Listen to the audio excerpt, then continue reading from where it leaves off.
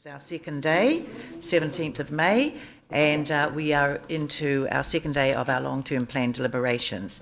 So welcome to you all, and we are live streaming. So to those watching from afar, good morning. So we are reconvening our meeting. So apologies, please. I'll move. Apologies. Sorry, I'll just take them first, please. Okay. Is Mr. Councillor Kent? Did you say yes? For today, Councillor.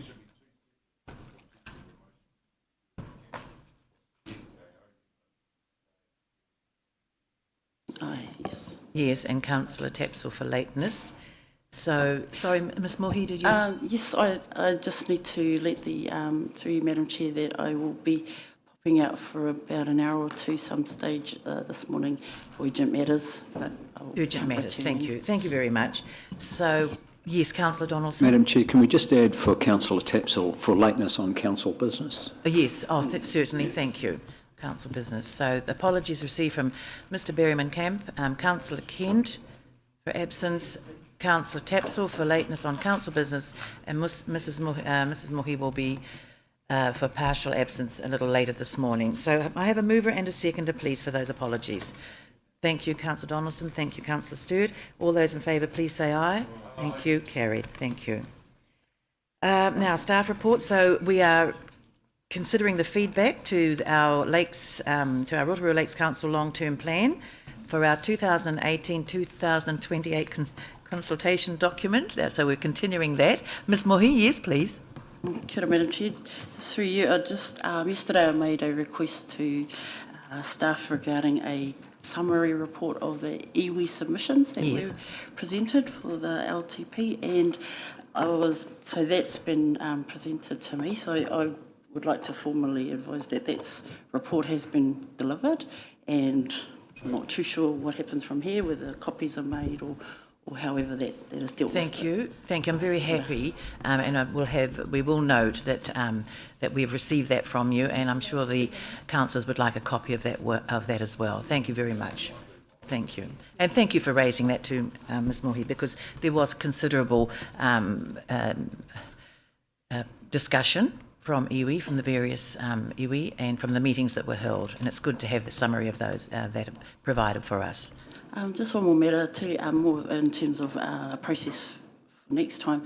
What would have been quite helpful in terms of the submission as an index with the name of the submitter or the collective submitters and the number that their submission equated to, is each report had the numbers of the submitters, but it was really difficult unless you trolled through everyone to actually hone in on a specific submission or in particular. So just yes, I can appreciate that. And you did say that in some of your, as a commissioner, when you have that, you have the name there as well as the number, so you can clearly go to whoever you want to. It's quite an efficient way of honing into a particular submission that you might think has got substantial information. So that would have been very helpful, just to have that collation of numbers and names.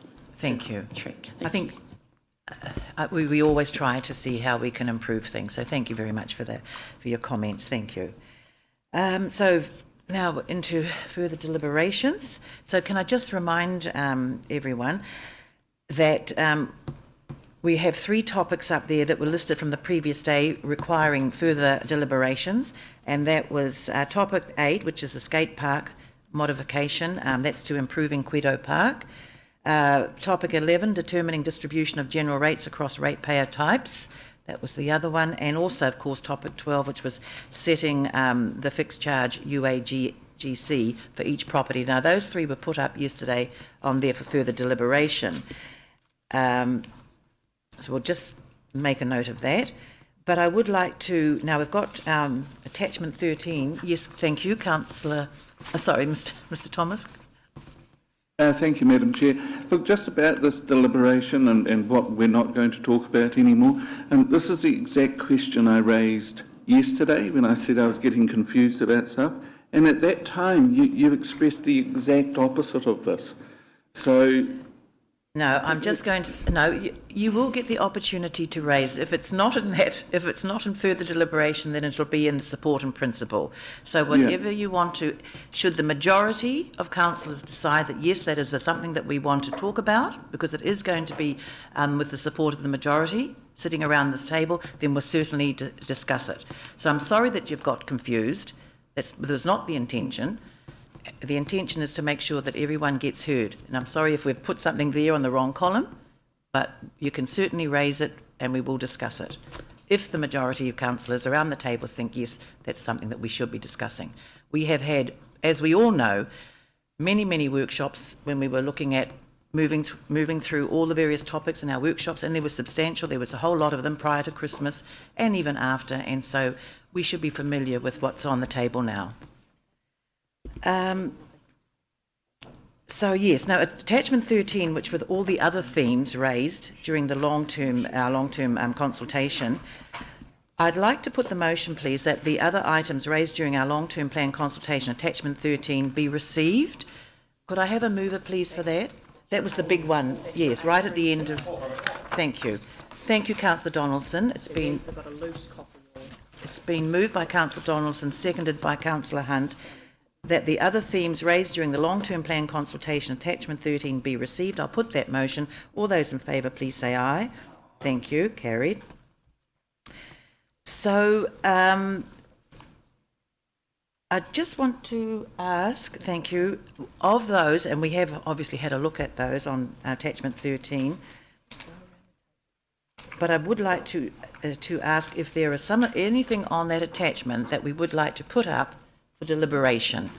There will be some. I know some of you indicated a few areas yesterday from that attachment 13. You wanted to know when you would have the opportunity to discuss some of those topics, and I'm happy to put them up there for further deliberation today. But I am going to ask for a show of hands to seek from the majority for further deliberations. Otherwise, we could be going on every single one. And that's not the intention. Councillor Donaldson. Yeah, just a point of order, Madam Chair. I just wonder, can we ask for clarification on a couple of them? And an example is that emergency management one on the first page. Yes, can you just give us the number? Thank you. Any points of clarification, certainly. So submitter 352, Matthew Herricks, Bay of Plenty Civil Defence Emergency Management Group. Yes. I think if councillors could quickly get an explanation from staff on what that submission's driving at, I don't think it necessarily needs a decision of us. No, it doesn't need a decision. So I think that's one that we can just deal with very quickly. Thank you. So maybe I'd just quickly jump in here and explain. What we've got here is a list of submission topics, and we've tried to, in reading those, they are from members of the community that have chosen to provide us feedback on issues that weren't directly into the consultation document. And what we've got here is a summary of the issue that they have raised, and we've aligned them to a theme or a topic area. In a lot of the cases, you will see that the submission or the feedback is something for you to consider, and therefore we have suggested that they be noted. In other cases, they are operational sort of requests or suggestions on ways things could be done better and improved. And the staff recommendation there is that in most cases they be referred directly back into the business and an opportunity presented to look at how that can be incorporated. You'll also note that there are a couple in there that have specific requests, and they may be a couple of the items that you collectively today decide to draw out of this list and have further conversation on, and how you would like to proceed with that. Thank you. Yes, Your Worship. I heard you say, Una, which I'm pleased, that they'll all get a response because it took some time for them doing the submission. And is there a process for us seeing the response? I think that's the important, so that we know it's either gone into operational with the portfolios, or if I take the example here of district revitalisation, for example, those things seem to be about the inner city, and do they get picked up as part of, dare I say it, the lakefront development plan while we try to refocus, you know, the whole focus to the lake, or where do they get picked up from? There's probably a number of ways that they would get picked up, and you've probably chosen one of the more complicated ones. Yeah. If I was to choose an easier one, actually I'll take a step back. All submitters will receive a written letter. That will come after you've adopted the final LTP, because we can't preempt any of those decisions until you have adopted the final plan. In the replies to all the submitters, their particular points, and which are listed here, will be addressed, and the submitter will see where their concern is going to, and usually there then needs to be some contact within the business itself as to how the submitter's feedback can be incorporated. For the likes of the inner city one, there are, and I'm sure there will be, multiple chances for stakeholders to be involved in the larger projects, and through this process it does help identify who those stakeholders are, so that project teams can connect with those stakeholders if they haven't already been addressed through other means. Councillor Gould. Thank you, Madam Chair. With 413 and 548, when it says refer to budget manager, and that's to do with Airbnbs and rental properties, which could have a huge impact. Will have an impact if they charge commercial rates rather than paying residential rates. And with the complaints from different sources, other people, do we ever come back on talking about those, about the Airbnb decision? So my understanding at the moment, and I'm just going to look over at Karen, is there is a plan change underway at the moment, and the Airbnbs and short-term rental accommodation is included in that discussion. So by saying there that it's referred to budget manager, it is actually a piece of work that is currently underway, and by the time these submissions are responded to, there is likely, I would think, to be a decision or a direction that the submitter can be informed on where that's going. There's really two issues. One is occupancy, and that's what we've been looking at a plan change going out for, and the other we'll cover in our rating review, That's right. which is how many days that property can be rented without becoming a commercial property. So they're quite distinct issues, and often people get a little unsure about which one they're talking about and which one they want to have an effect to. So I think JP has something else to add there. And councillors, and Thomas could probably add to this as well, there is the thresholds that already exist within our current framework. So if the rating review lowers or raises those thresholds, there is existing thresholds. So I think one of the opportunities that you see with the consenting plan change is that there is a conversation started with a property owner through a consenting process, which may lead to a different conversation about what their rates are based on our current policy around rating or any future changes we may make. So there is a mechanism, councillor. And it is being worked on at present. Yes, Councillor Gould. To do with number 453, when you got noted, is there any way we can have comments about that? You know, that's to do with retirement villages. They represent a number of places around town like Cantabria, Ferguson, Glenbrae, Regency Park, the Gardens Retirement Village, Mitchell Downs. Which was that?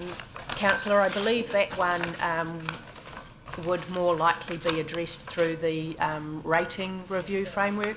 The issues that the submitters raised in that one were very specific towards rates and rating.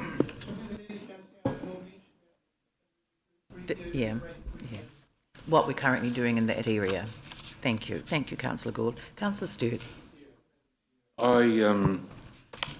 Having gone through attachment 13 and all the submissions, there are some very, very good suggestions here. And I'm pleased to hear they're not just going to be glossed over.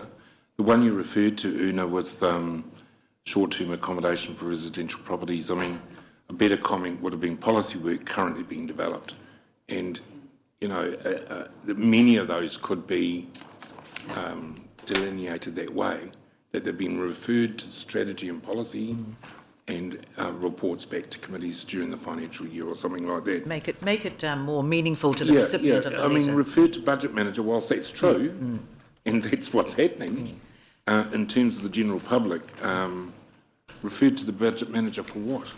Yeah, I think that was that's just an yes, certainly. Yeah, because, you know, I mean, a lot of people have put a lot of work and a lot of time into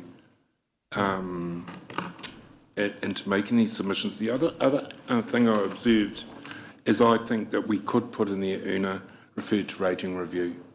I think there's going to be a number. And then I bring up, when we do the rating review, these are the suggestions from the LTP process, that are carried forward. So And I'm happy with what's happening. thank you. There are actually some very good suggestions that have come through, and we don't want to lose them, and we don't want our submitters to think that they've just gone into the big black hole somewhere. Jeff, you wanted to make a comment? Look, through the chair, if I can just clarify, the notes that are sitting as a recommendation are really just an internal recommendation. They by no means reflect the communication that would actually occur to the submitter. I fully support your comment where you say that there's some very, very good comments that have been included in here, and I think there's opportunities that the staff will take both to consider current practice, but also to clarify with the submitter what is actually occurring and what further developments are actually about to take place. So you're right that there needs to be a substantive response back to each of the submitters given the time that has gone in here, and that will certainly be the focus when this goes to the various budget holders or operational managers for consideration of the submission. Thank you. Mrs. Trumper? Thank you, Madam Chair. I'd just like to draw everybody's attention under emergency management. I would like to have seen a comment in here under other submitter 399 from the Raukawa-Tait Residents Association. Basically that there are, I suppose, broadband cell phone black spots, and I would really like to see, in light of our emergency response a couple of weeks ago, that is actually put under emergency management, please, and not left alone. Thank you. Thank you. Good. Thank you very much. Your Worship? Very good point that also came up at Tarawera after the previous flooding and was going to be picked up there by CDEM to look at the resilience of some communities. So I think there's wider issues that are coming from other committees at the moment, and that's how do we capture them all and make sure that we're dealing with them is really our concern, because they're very good. And the issue I had was, I don't want to mention individuals, but there's a name here with disability capability, and I keep thinking, rather than refer to budget, are we actually picking up that capacity that we've got now in our community and putting them on the Disability Access Committee? You know, there are... so there are some other bits rather than just the recommendation. Yeah, thank you. Councillor Donaldson? Well, actually, I was fine, thank Madam Chair, but just picking up on Her Worship's last comment, the same individual has got some input that I think should be considered in terms of some of the big move projects, in terms of disabled access. Taken into account, so I'll just make that point as well. Thank you. Thank you. Councillor Gould.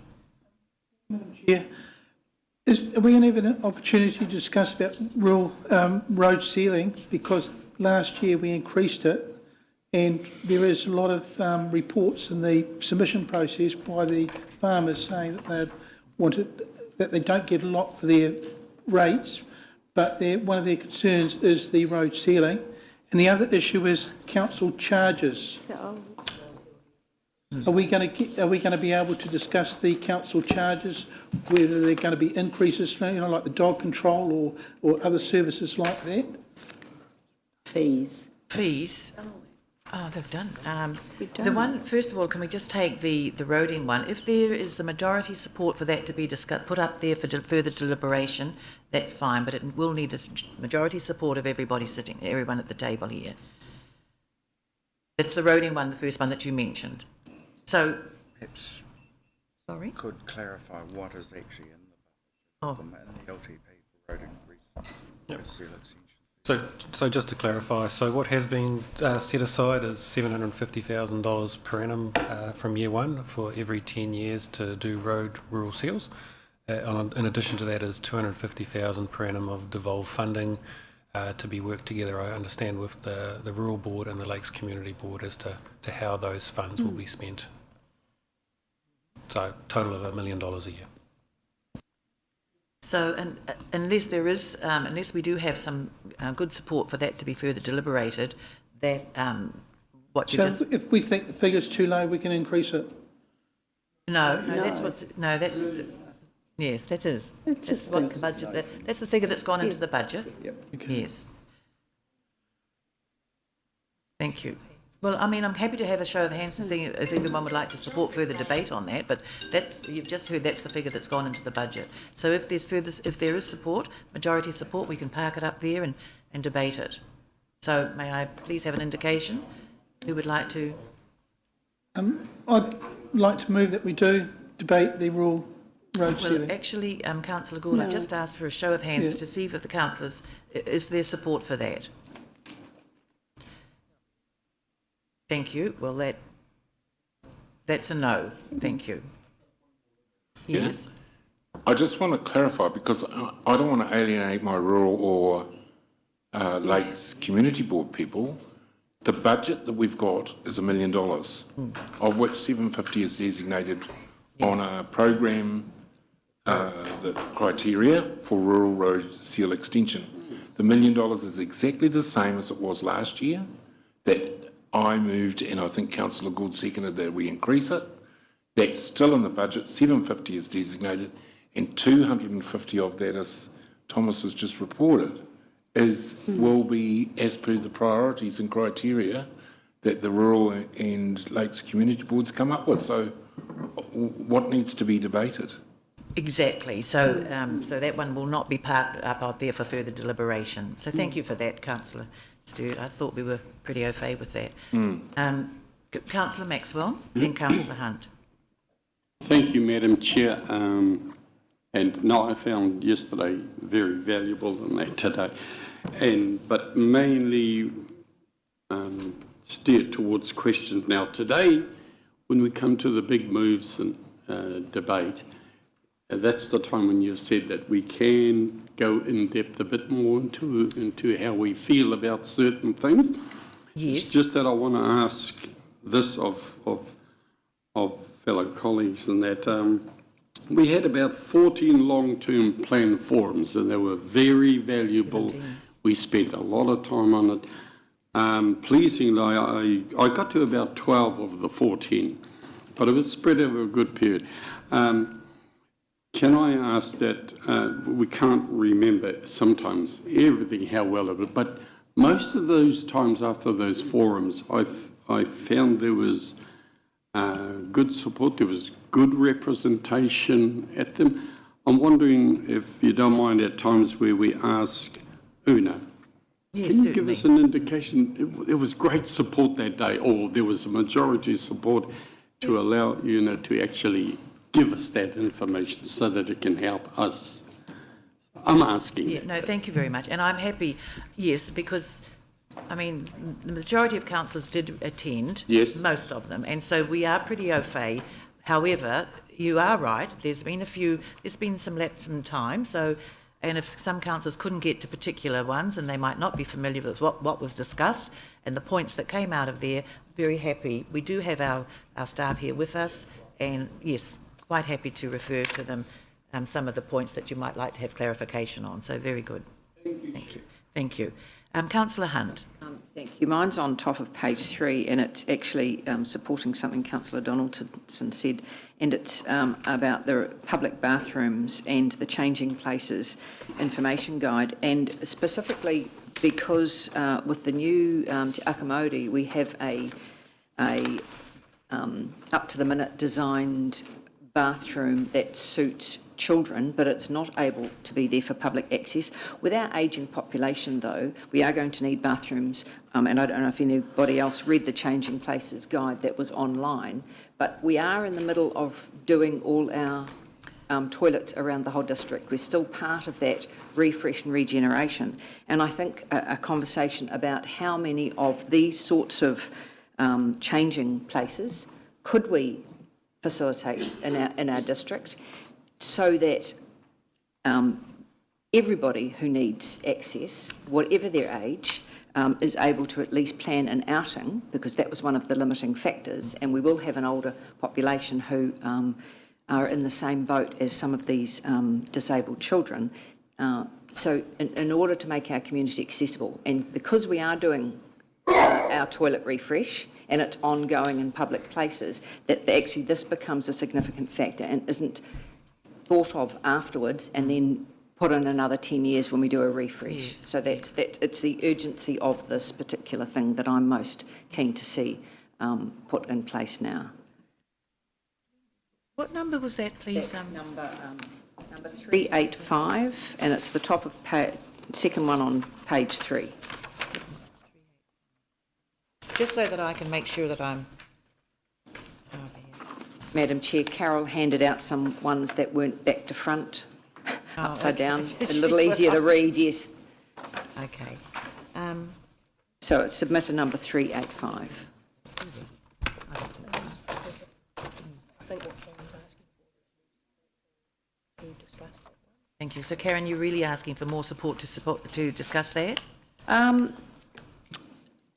Yes, and because if you think that we could, if that requires further discussion by everyone. Well, I'm happy that it goes to the budget manager, but what I'm most keen is that it's actually put into our, is actioned as soon as the next toilet review comes up. So the whole lot, we're already halfway through putting toilets in public places, and this ought to go into that operational as a given. Thank you. I don't know that there'd be anyone debating it wasn't needed. Because I think that's right. No, so I don't require a debate round unless my colleagues would like one, but I would like it considered. We may only put 2 in our community. Obviously, the cost is a factor, but I do think it's a significant thing to spend money on because of both children and our ageing population and our access population. Be convenient that we put a note or a précis beside that that submission, that a report back to the O&M committee be a priority. Yeah. Thank you. Yes, I think that's just been done. Rob's sitting here, and I think so. But that's thank you. And I'm sorry to go on about it, but I just know that we've got this is really important to all of those people. Yes, and the increasing number of people who need it. And it's early recognition that we can do something about it. Thank you. Ms Mohi? More a question of clarification in terms of, on the first page, submitter 446, proprietor Taheke 8C and adjoining blocks. They have made a comment around remission of Māori land. Would that, I'm just more curious or wondering why that wasn't included as part of the submissions regarding the rates discussion that we had yesterday, just as added submission. So that's first page 446 under finance.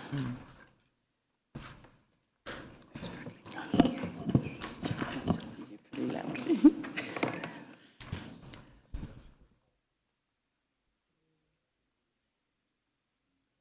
Sorry, I'll need some explanation on that because it is freehold land. It is freehold. So we don't normally do. Yeah, it would come under the rates review as well, because, yes. Yes. Yes. Thank you. Councillor Kumar? Thank you, Madam Chair. Just want to speak with regards to the submitters for the disability action. Yes. Mainly from Roger Lovelace and Mandy Gudgeon. The fact that they've mentioned that or requested that the disability specialist be employed by the RLC and talking about some strategies, is it they believe that the Lakes Council, because of not having a disability person working for the organisation, doesn't fully empathise or understand what the situation is? Because there's a lot of submissions around those lines. No, I think you don't have to be a person with a disability to clearly understand what the issues are, but that is a request that's come from them, because I suspect that they think, oh, and they would be very au fait with what the issues are. But we do have our reference group. Oh, sorry, we do have our reference group, but I'll let JP talk to that. Thank you, Madam Chair. Rob and I were just talking about that as well. We actually have a staff member who has the experience to assess plans and evaluate plans as they come through. So we have a level of expertise within the council. The second part of it is obviously we also have that the disability access group that we also consult with and talk to about what's being proposed. And probably the third arm of this is that when we do engage professionals to undertake detailed design work for us, there is an expectation that they place their hands on that expertise to ensure their designs are cognizant of all those standards.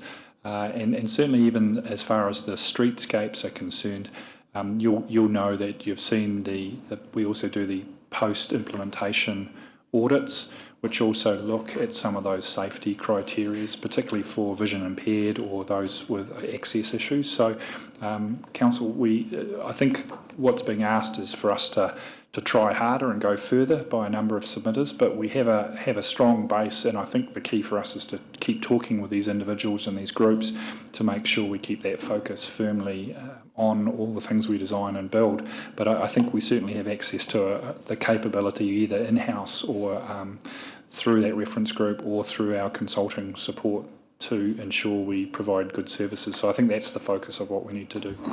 Thank you. Thank you, JP. Mr. Thomas? Thank you, Madam Chair. Really, I just, perhaps for the interest of councillors and just following on from Councillor Hunt's comments about accessibility for bathrooms, and earlier we had a mention of the devolved funding that comes out to the Lakes and Rural Community Board. So over the last year, the Lakes Board has been working on a strategy totally separate from the LTP around the public toilets around the lakes, and one of the first thing we identified was the need for accessibility. We've worked out a design around that. We're looking at a quarter of the cost of what council spends on building a new toilet block. So we're working around really innovative ways of refurbishing our toilets. We aim to go out to the Tourism Infrastructure Fund once we've got a trial up and running and we have something we can show them, and accessibility was one of the major issues in there. So I thought there was just an opportune time to point out the sort of things that the community boards are doing with that devolved funding. We're not just going off and spending on little vanity projects for the lakes areas or whatever. We really believe that everyone has access to our public facilities around the lakes, and so we're striving to achieve those sorts of things. Thank you. Thank you for that. Your Worship? Bit of toilets. We're becoming renowned as a bit of a toilet capital because of our designs, so we've got to keep going there. But I think the other issue that Phil raised about the Tourism Infrastructure Fund, what the it's now being called Responsible Camping Forum rather than the Freedom Camping, there is the need for us to look a bit wider than just toilets and it is about what infrastructure do we need if we're going to develop another caravan park. And I think that's something that our outdoor spaces could be looking at, so that we're ready to capture funding that will come out of the Tourism Infrastructure Fund. So it's ablution, as you know, as well as other facilities. So it's a bit of the lakes, it's a bit of the inner city toilets, and it's a bit of tourism infrastructure with responsible camping. So I think we need to be moving into that place strategically, and just as if it's noted, there is a submission 388 asking us to do this, so it sort of opens the door when it's come in through the LTP. When you look at the list, you do start to realise that actually a lot of what has come from submitters we actually are working on now. So, and that's really good. Yes. So, but I would just like to move us back to asking if there is anything here on those 4 sheets that you would like to have some really in-depth, perhaps in-depth discussion for further deliberation.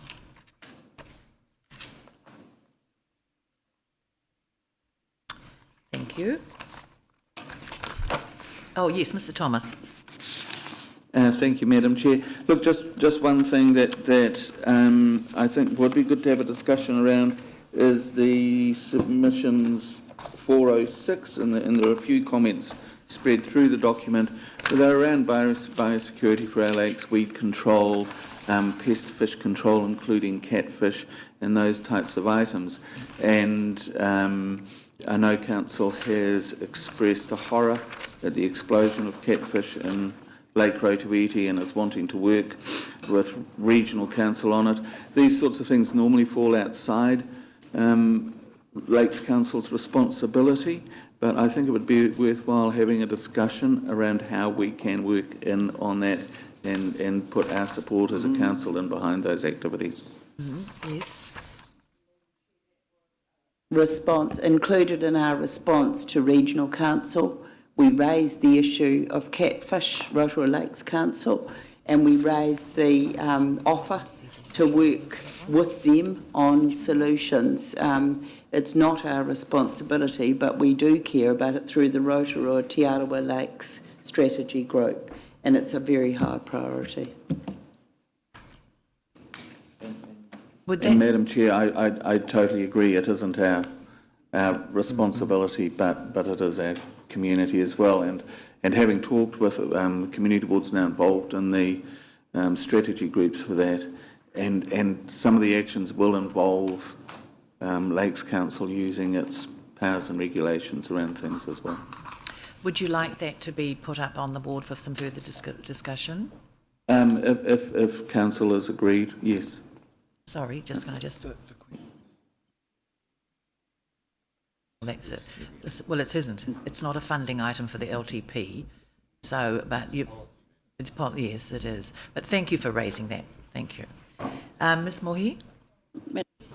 To that point that was raised by Mr. Thomas, I note that the Rotorua Lakes Trust have, in the other matters document, there's a request from them around funding, and they talk about some of the wider programs related to the lake, and I just wanted to endorse the request from Mr. Thomas, because I think that relates directly, and there is a funding issue proposal that sort of relates to finance. So yeah, just thought I'd chuck that in there as part of the tripartite grouping and the responsibility for lakes beds. I just wanted to add weight to that request.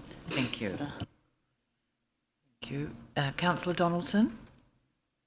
Thank you, Madam Chair. Just on that theme, I think there needs to be an understanding around the table, and there probably is, so, but I just raise it anyway, that we are doing a lot in terms of wastewater projects, stormwater work, to reduce nutrient runoff into waterways, which contributes to weed growth and those negative aspects of the enjoyment of our lakes. So I think we all get that, and I think it just needs to be recognised in the discussion that we are actually doing a lot in terms of our core infrastructure, in terms of having a positive effect on those issues.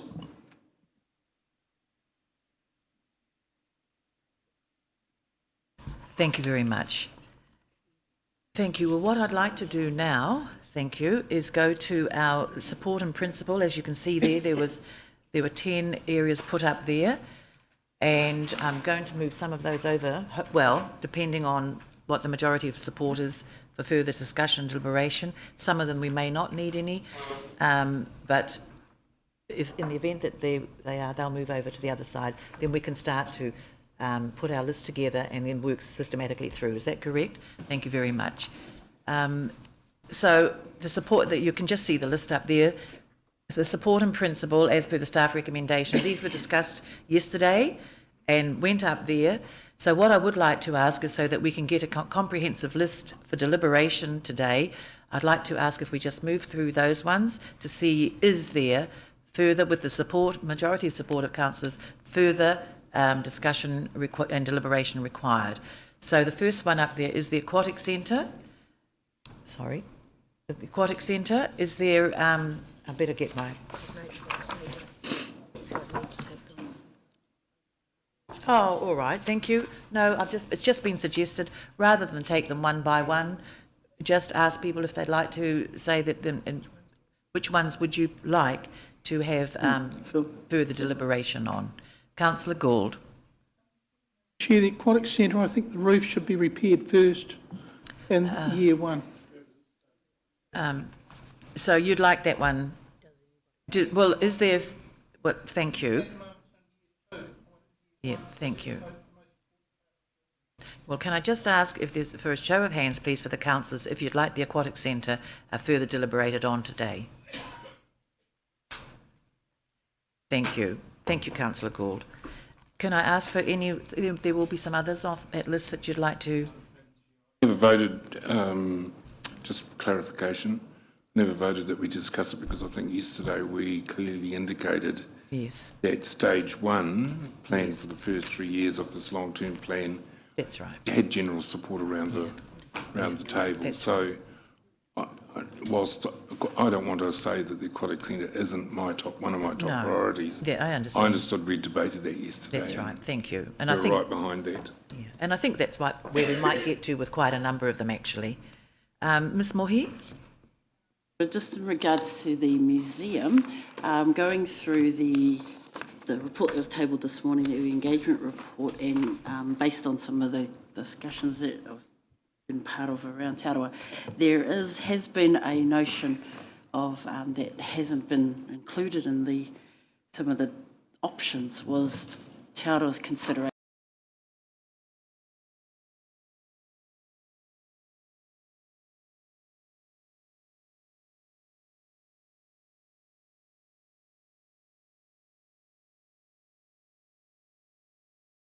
or whether that's something that needs to be consulted out.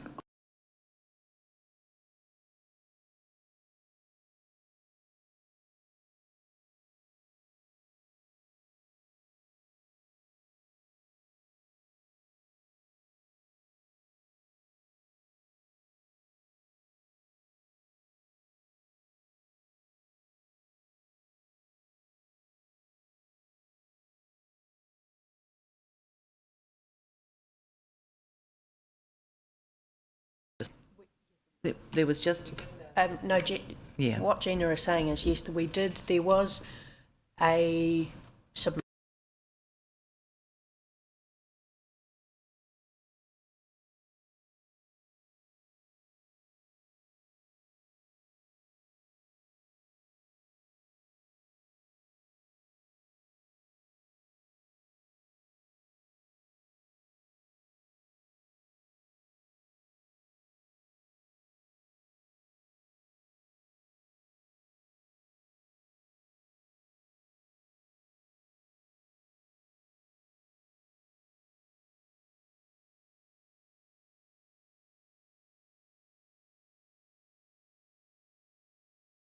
Open-ended amount of how much a new building may actually cost.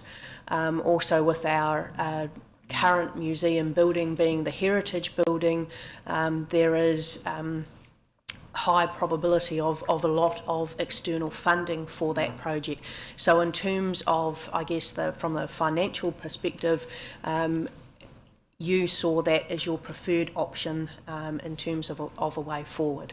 So what we've got on the table is another view, but at this point in time, from yesterday's conversation, we heard back that Council are still in support, in principle, of the preferred option. Thank you. For that clarification, Una. Thank you, Ms Mohi. Your Worship, and then Councillor Stewart. Quick response to that has been discussed, and it's not off the table. It's just, it may be something that comes up in the Lakefront Development Plan iteration. The advice from the Ministry of Arts, Culture and Heritage to us when we went down about museum funding was they certainly wouldn't support funding for 2 buildings. So that would be the challenge from the Crown's perspective through MB. And it was their suggestion that probably reinforce and look at what you've got, but don't rule out in the future that there could be a possible Te Arawa Taonga building for Taonga or for telling a Te Arawa story on the lakefront or somewhere. They were quite, but that would have to come into their long-term funding. So it's not dead, it's just really supporting the museum restoration as the top priority. I think I felt back from the submissions. Thank you. Councillor Stewart. Yeah, Madam Chair, just a general question on the Aquatic Centre, and I think it harks back to the reason why I didn't want the Aquatic Centre to re-debate it, because there's still, to coin a phrase, there's still a lot of water to go under the bridge in terms of what our decision will be in terms of the management proposals that the independent panel are bringing forward to full council at the next full council meeting. So I see the need to leave 7.5 million in required for stage 1, but we could be in a joint public-private partnership relationship in terms of the Aquatic Centre. So if I could ask a direct question to Thomas, with the Aquatic Centre, more particularly the museum and other projects in here, whilst on page 15 you stated that the restoration costs for the museum to be in the order of $30 million, do you factor in that do you factor into the budget? I'm probably echoing what my colleague who isn't here today would ask anyway. Do you factor into the budget that, and recognise the fact that you could externally fund $10 to $15 million of the museum project? Is that factored into the budget, or do you just put the $30 million in? No, so for all projects where we anticipate external subsidies, we do budget for those subsidies. So, yeah, so the impact is obviously just the net of obviously the gross cost less the subsidies that we received, and the balance therefore falls on the ratepayers. Yep. Councillor Gould. Madam Chair, clarification on the Te Arawa Surge proposal number 3. Yes. Glenn Snellgrove, who wrote on behalf of the Lake Te Arawa Surge Steering Committee, submission number 408, page 1187, stated that over 99% of the residents wanted the option of paying back over 25 years. Am I right in saying that we're giving that option in that report, or we cancelled it out completely? Yeah. Thomas, thank you, Thomas. So I guess just a reminder of yesterday with when Stavros was presenting. So the option was a modified option with regards to the long-term funding of that, and that we will proceed on the basis that obviously those that have the ability to pay up front would pay up front, and we would seek alternative funding arrangements and work with the community and other agencies to close the gap by either securing more funding or working up options that worked for that community. Councillor Donaldson. Just clarification, Madam Chair. Are we getting to a point where you're wanting someone to move that items 1 to 10 be included in the long-term plan? Is that where we're getting to on this? Yes, we are. Yes, we are, but I'm happy to just let the discussion flow for some time. Thank you, but that's where we will be going, yes. Scheme yesterday. Yes. And I make notes because I like to refer to them and store them. We did say, Thomas, didn't we, that aspects of option 3 would be included. And that's where we would look at individual options. If someone wanted to, and I think I raised it, pay $5,000 4 times over the next 5 years or over the next 4 years, those types of arrangements will be done on a one-on-one basis. But the goal is for people to pay it up front. That's right. Yep. And just to reiterate that the scheme is obviously a number of years away, and there is a number of years therefore to work with that community, to re-engage and consult with that community on what those workable solutions are.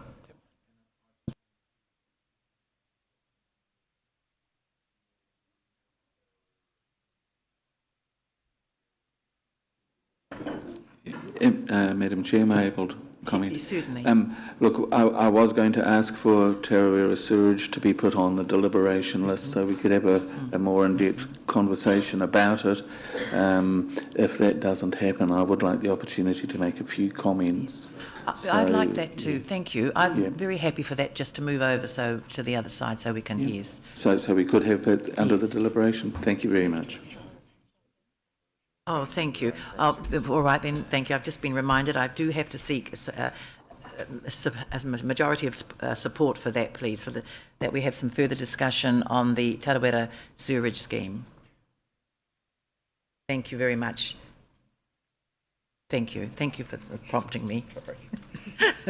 Was that your comment? I do have you down. No, I did have a couple of other things I wanted to mention, and thank you. Thank you for that.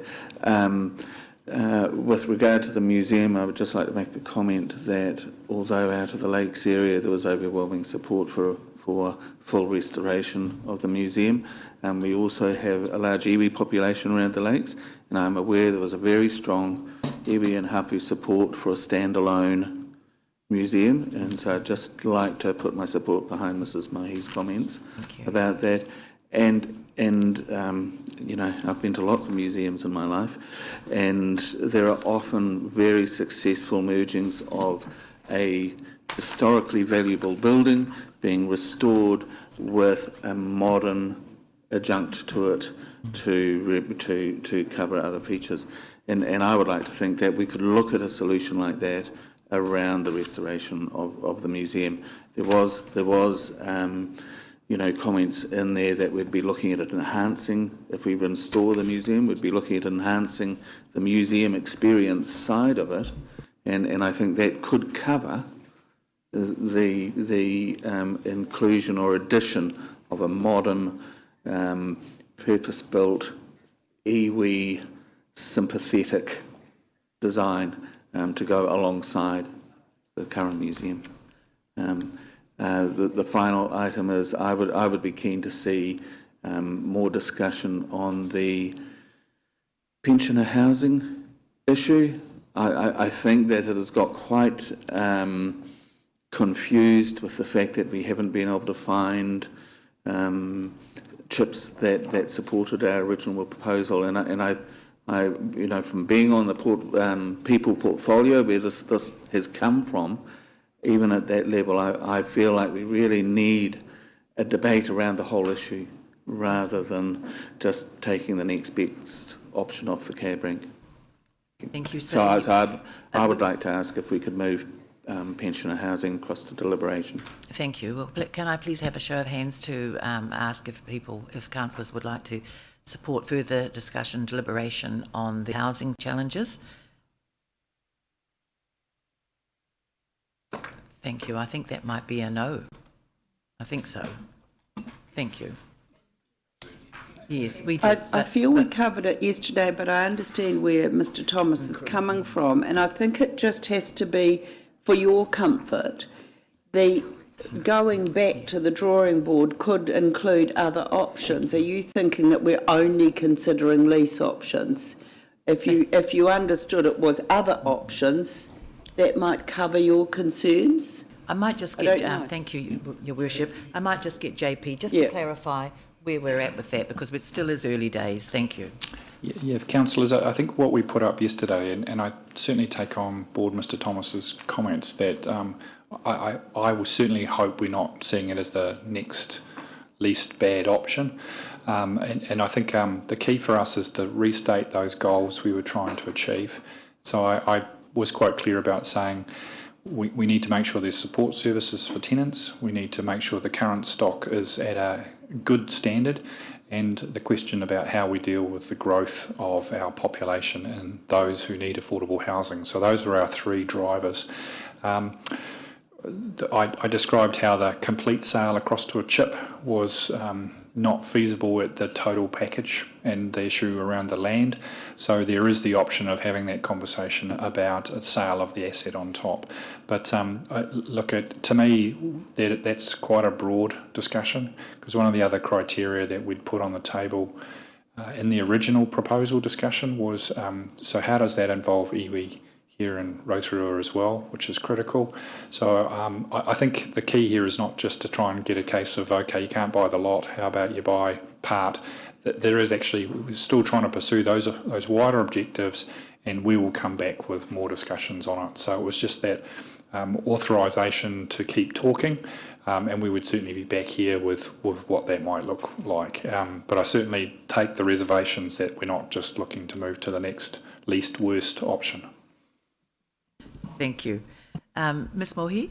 Oh, sorry, so, yes, Mr Thomas. Yeah, if I could just reply to that, and that does reassure me, if we're not just looking at the leasehold sale, I know it's not a sale, but leasehold sale type option, if we are truly going to go back and look at other options and maybe a bit of lateral thinking and talk more with iwi, because I know iwi are interested in helping. So, yes, if we're going back to all options being on the table again, then I'm happy with moving forward with that. Thank you. Ms Mohi?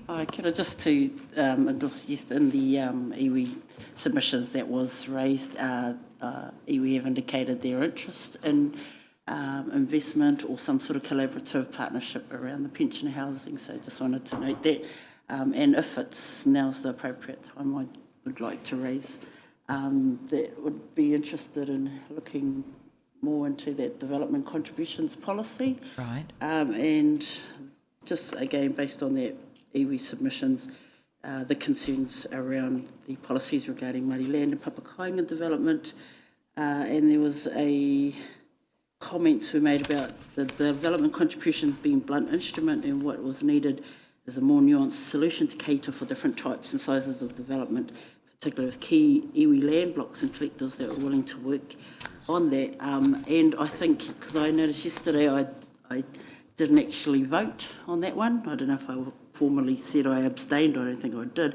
But I think there was more from the discussions that were on the floor yesterday. What I was curious was, what would the development contribution specifically be utilised for, and was looking for some clarification around in the past the general comment it's for footpaths and roading and those sorts of things that are done by the developer initially. Well, can I just say, Ms Mohi, we've got no detail on that at this point in time. That is being worked up. That will come back to council at some stage.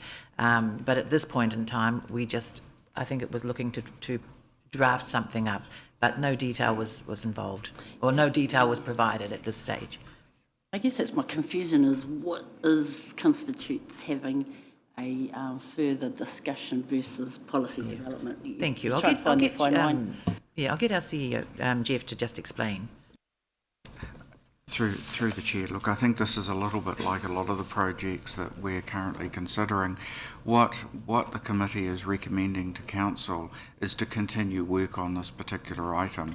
In other words, we've gone out to consultation with respect to the introduction of some sort of funding mechanism of this nature. And what the committee is saying is that they support the council doing further work to actually define what it is that may look like. Yes, thank you. I like Councillor Mohi. Mrs Mohi did not vote yesterday. that we support in principle, because, like the Chief Executive has just said, we're facing the demise of the Reserves Contribution Fund, and whilst I didn't vote against, I just abstained because I want to see that policy work come up to the table. Exactly.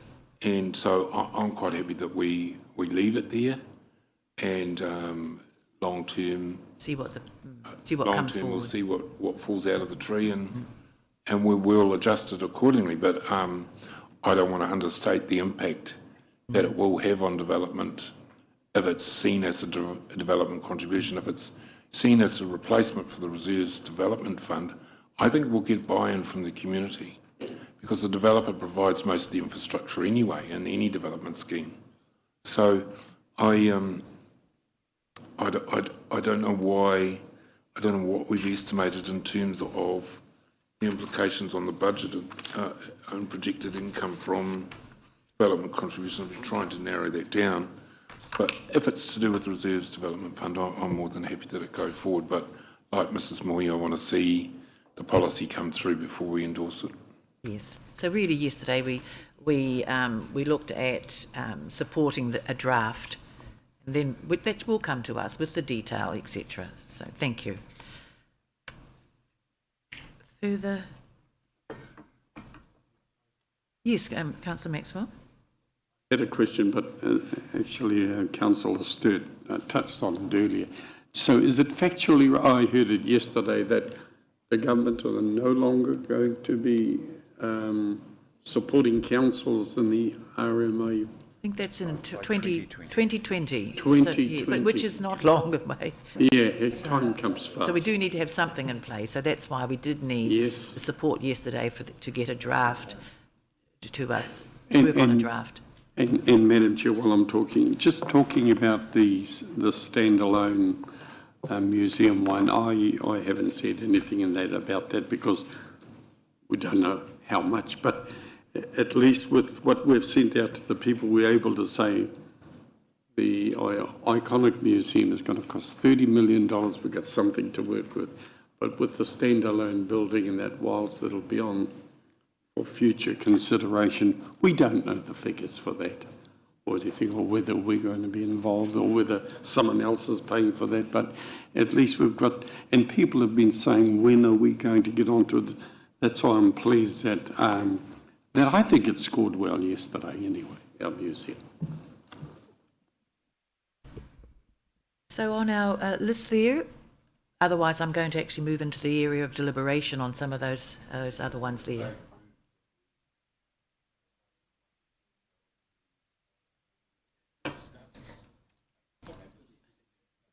Well, I'm happy to take that. Are you moving that at this stage, except for number 3 that you'll second that? Thank you. I'll actually put that vote that numbers 1 to 10, with the exception of number 3, that we include them in the LTP, as per our discussions.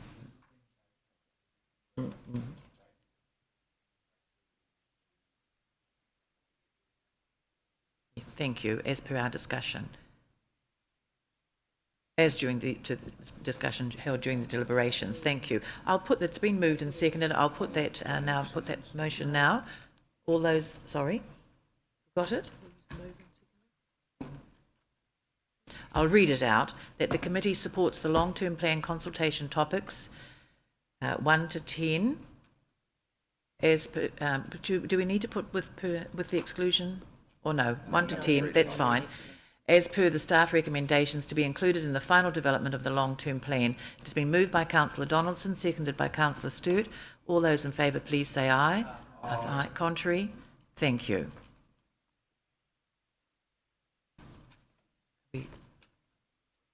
Yes, thank you.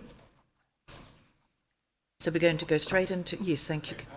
Yes, skate park. Yes, skate park. Bit of horse trading, and Councillor Kumar and I exchanging emails, etc., and talking with staff, and I think there is a general acceptance around the table that we need to make progress. So what I'd like to move and seek the support of my colleagues is that in year 2 that we put a PC sum of $750,000 so that we can leverage funding from other sources, but we give a clear indication in our budget. And I think that would be a huge boost to our young people who have put so much time and effort in, as has Rob Keithley and the skate park advisory group, whether it's sited at Kurau Park or Sheaf Park, that can be decided at future, but what we want is an item in the budget along those lines, whether it's 2 million or 750, I'll be guided by staff, but certainly like to hear Raj's comments, and also where Rob's thinking we should head with this. If it's 750 or 2 million, I'm relaxed, but something's got to be in there. Thank you. Right. Oh, my goodness, all the hands are going up. Thank you. Councillor Hunt, thank you. Thank you. My questions relate exactly to the placement of it, because the discussion, certainly from the skaters and those supporters that I met at the public meeting, it was about essentially the original thing was rebuilding and refreshing a completely new skate park on the Sheaf Park site. However, understanding the co-location of toilets, of parking, of safety, then Kurau Park would seem to be far better than to double up on all those facilities. So my question really is, how, in the master plan, is there a general location already considered for the placement of the skate park in relation to the work we've already committed to do, which is moving the market and re-establishing the car park? Because that, to me, I'll be able to decide how much funding and in what year based on that planning, because it's all very well to say we want it done next year, but actually if the planning for the car park and the moving of the market is going to be in this first financial year and won't be finished, and the logical undertaking other than the planning could happen, then obviously the budget doesn't need to kick in until the second year, knowing that there may well be a year's time. So that's really what I want clarification on from Rob, please. Thank you. Yes, and I think there might be there were a lot of other hands going up, so it might be very helpful to have you give some explanation there. Just a point of order, Madam Chair. Yes. I just wonder if the mover and the seconder would like to include the words inner city in front of skate park, just so that it's for inner clear. city. We're not. Yes, thank you. Yes, good morning, Julianne, Rob, good morning. Thank you, and through you, Madam Chair. The situation is with Kurau Park that, yes, the first phase is looking at the market, and part of that is actually getting a geotech investigation done on that whole southern side of Kurau Park. The intention is that geotech information will confirm for us the market car parking area, which we're pretty confident about that because of the existing structures there, but will also give us a much better picture about the area slightly to the west up towards Ranulph Street, which was sort of the intention for where that facility could go. We will have to do some of that work. We will have to also understand the components that were in the skate park. It was designed to be built potentially in a modular fashion, so we need to look at those key modules that the users want and within the funding envelope we have and how we can deliver that. So there'd be a little bit of design work to go around that. So first year, yep, could be pushing it. Second year would allow us the time to get all that investigative work done. To follow up from that, Madam Chair, so essentially because we have slowed some of the other Kurau Park projects down, then and we're at 5.5, I believe, plus the 2, we're still at that 7.5 for this project. So that is, this is actually achievable, what they're asking for. Is it in year 2? Okay, year 2. I really would like some comments on whether you think that's a reasonable, or are we just, does it just look nice up there? Because sometimes we end up voting things in. And I'm very familiar with the timing it took to develop the Karinga Park and all the other skate parks. They were staged in over a 4-year period, and I know that's tough for the users, but I really want to be quite realistic on, I'm fully in support of the skate park, but but I want to be quite realistic out for the community because we cannot overpromise and underdeliver here. But I do see some deep synergies in building the market and the skate park at that end of the park and having the activity happen there first prior to other work. So just some comment on that, please, Rob. Thank you. The 5.5 plus 2, from my recollection yesterday, was assuming the skate park was going to be 2. Yeah, so this will be, it'll be 5.5 plus 750k. In terms of being able to deliver that, that's pretty much the question. That with the integrated work in there, yes, we would be able to do that. We've had quite a bit of preliminary work done on those modules of the skate park anyway, and being, you know, they have been constructed in other examples in the time frame that we're talking. So there are contractors out there who can specialise in that, and giving a year to make sure we've got things right and getting the programming and procurement in place, we will be able to deliver that. And I'll save, and then I won't say anything else about it. Well, in that case, I do fully support the motion as it's on the table, and I'm really delighted that we've got to this point. And the other bonus, of course, is that while this is being built, the other one is still actually being able to be used with the change in location. So, thank you.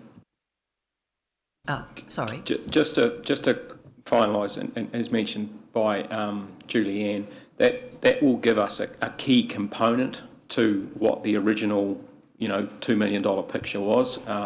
So we will be able to use that to drive further external investment to add on to hopefully end up with a facility that we've engaged with our users on. Thank you. Your Worship? I certainly approve this. What I heard was not a tart-up of the current skateboard park. They had a far greater aspiration for something quite exciting. And also it was the linkages with the inner city sideways and the lakefront sideways and the other sideways. So I think that planning needs to also be incorporated, because they weren't just wanting to be boxed in. It was access to, and you've got Ranulph Street there, so I don't imagine that's at all difficult, but I think that needs to be included in the planning, because there were others wanting to use the facility, like the rollerbladers and others. So I think we need to think a bit bigger than, I don't mean just a skateboard park, but it's a wheels park. And so I fully support this. It makes sense, rather than seeing portable loos down there and thinking of lighting and security, to have it in a properly designated place with the supports. So I'm very supportive of this. Mr. Thomas? Thank you, Madam Chair. And look, I'm really supportive of the skate park development. I went along to quite a number of the cafe consultations, and we had one that was at the library, and there was a huge turnout of people from the skating community, and I can say that it was a really good turnout just for the cafe consultations in general. They're very dedicated to trying to get this up and running, and I've also had people at other meetings come through and raise the skate park issue with me. The thing that really impressed me about the group that turned out was it wasn't just little kids, it wasn't just 20-year-old professional sports people, it was a whole range from our community. And there were also people who came along who are current leaders in our community there, saying how they had been so involved in skating previously. So we look at these people and we might just see youth, but actually they're our future movers and shakers in our community. I really want reassurance that the 750,000 in year 2 is not just budget to develop the skate park, that it actually means that something is happening on the ground in year 2. Being in my 60s, a year here or there is nothing. But when you're 10 or 14, a year or 2 is a hell of a long time. And I think we've been promising this community something for a long time, and we really need to get onto it. So my question is, putting the 750 in the budget for year 2, does that mean we can start fundraising that other money now?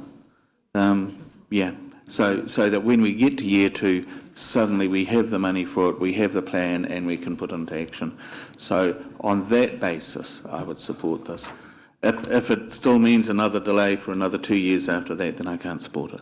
So I guess, Charles, around the table here of the councillors, you're the one most familiar with all this, so I would take your reassurance on that we'll be up and running or starting work in year 2. Rob and Julianne, who been driving it through the advisory committee, Madam Chair, and I'd like them to respond to your issue with regard to leveraging. Already we've been approached by several wanting to come to the party already. Julianne, would you like to comment?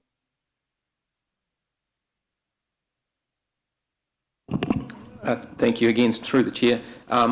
Yeah, we are aware that there is interest out there. The skating community have already started to lobby and canvass potential funding partners. So, you know, we know that there's a significant effort going on from the skating community and the future users of that park. So we are confident that there will be additional funding to help support what can be produced there.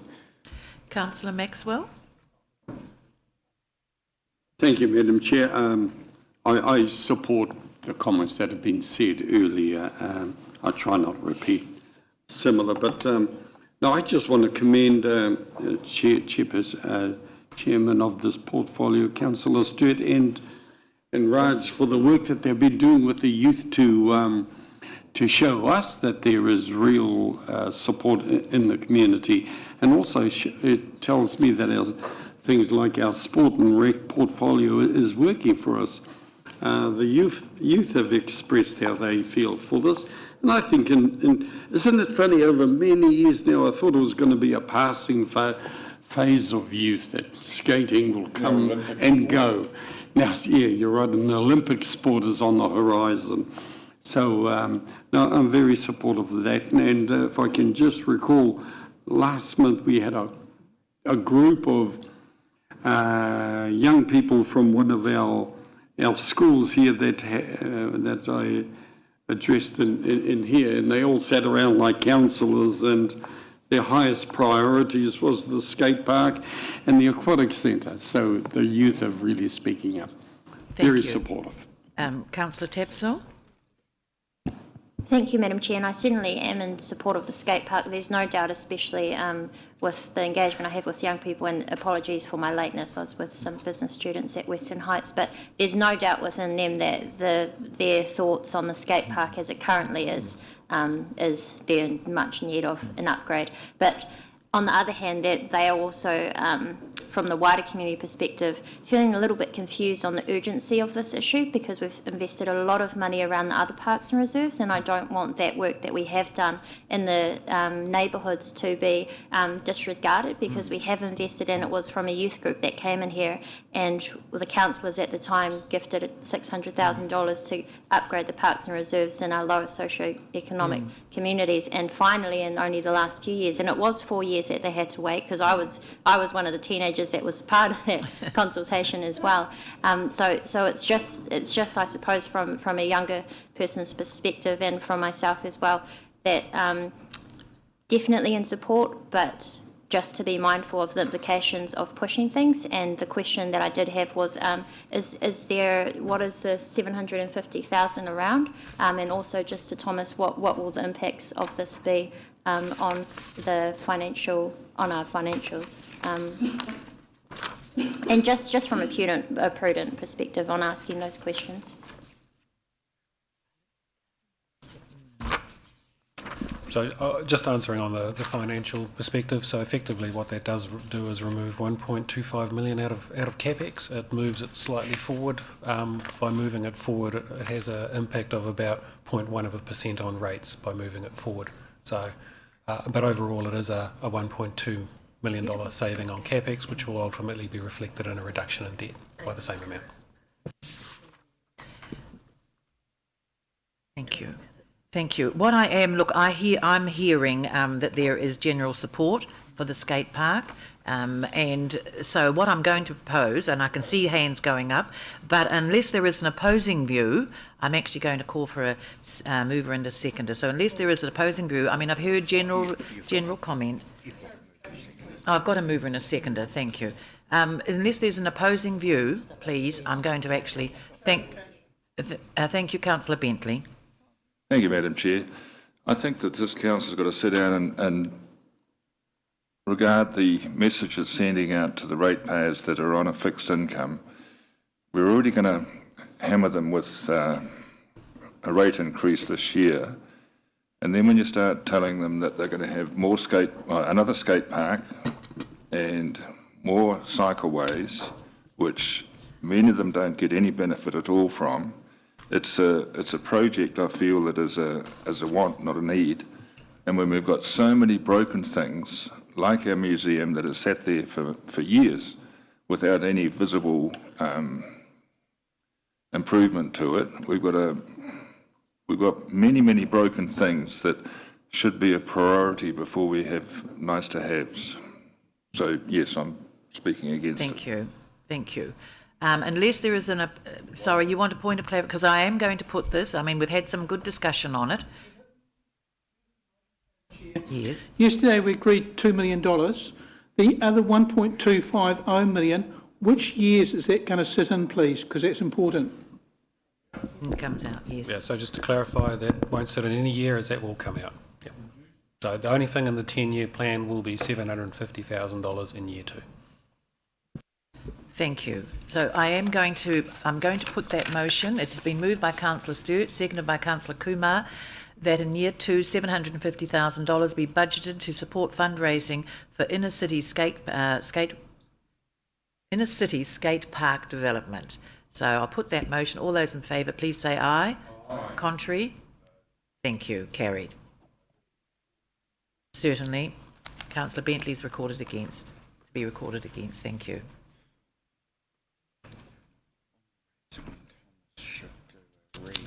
I wonder if we could have the scheme through someone have those two rates.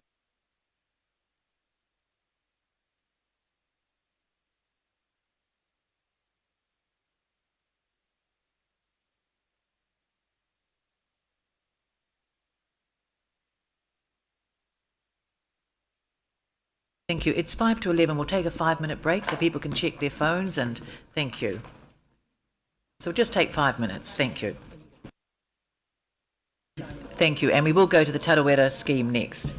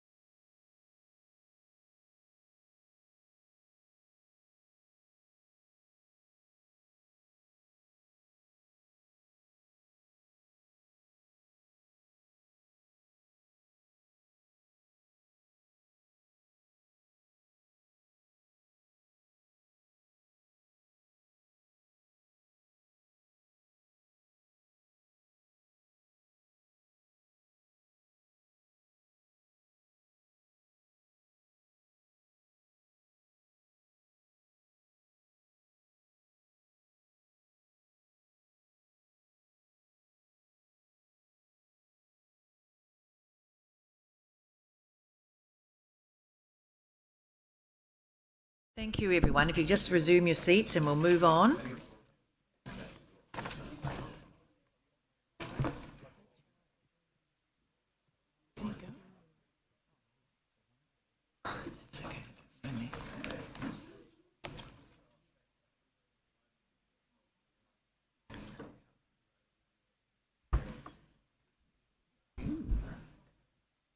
Where's the Tarawera one now? Thank you. We'll take the Tarawera sewerage scheme now. And I'll ask you, JP, if you could just give us a recap. Is it? No, Thomas, sorry. Beg your pardon. I'm looking at Thomas and saying JP. Thank you. Thank you, Madam Chair.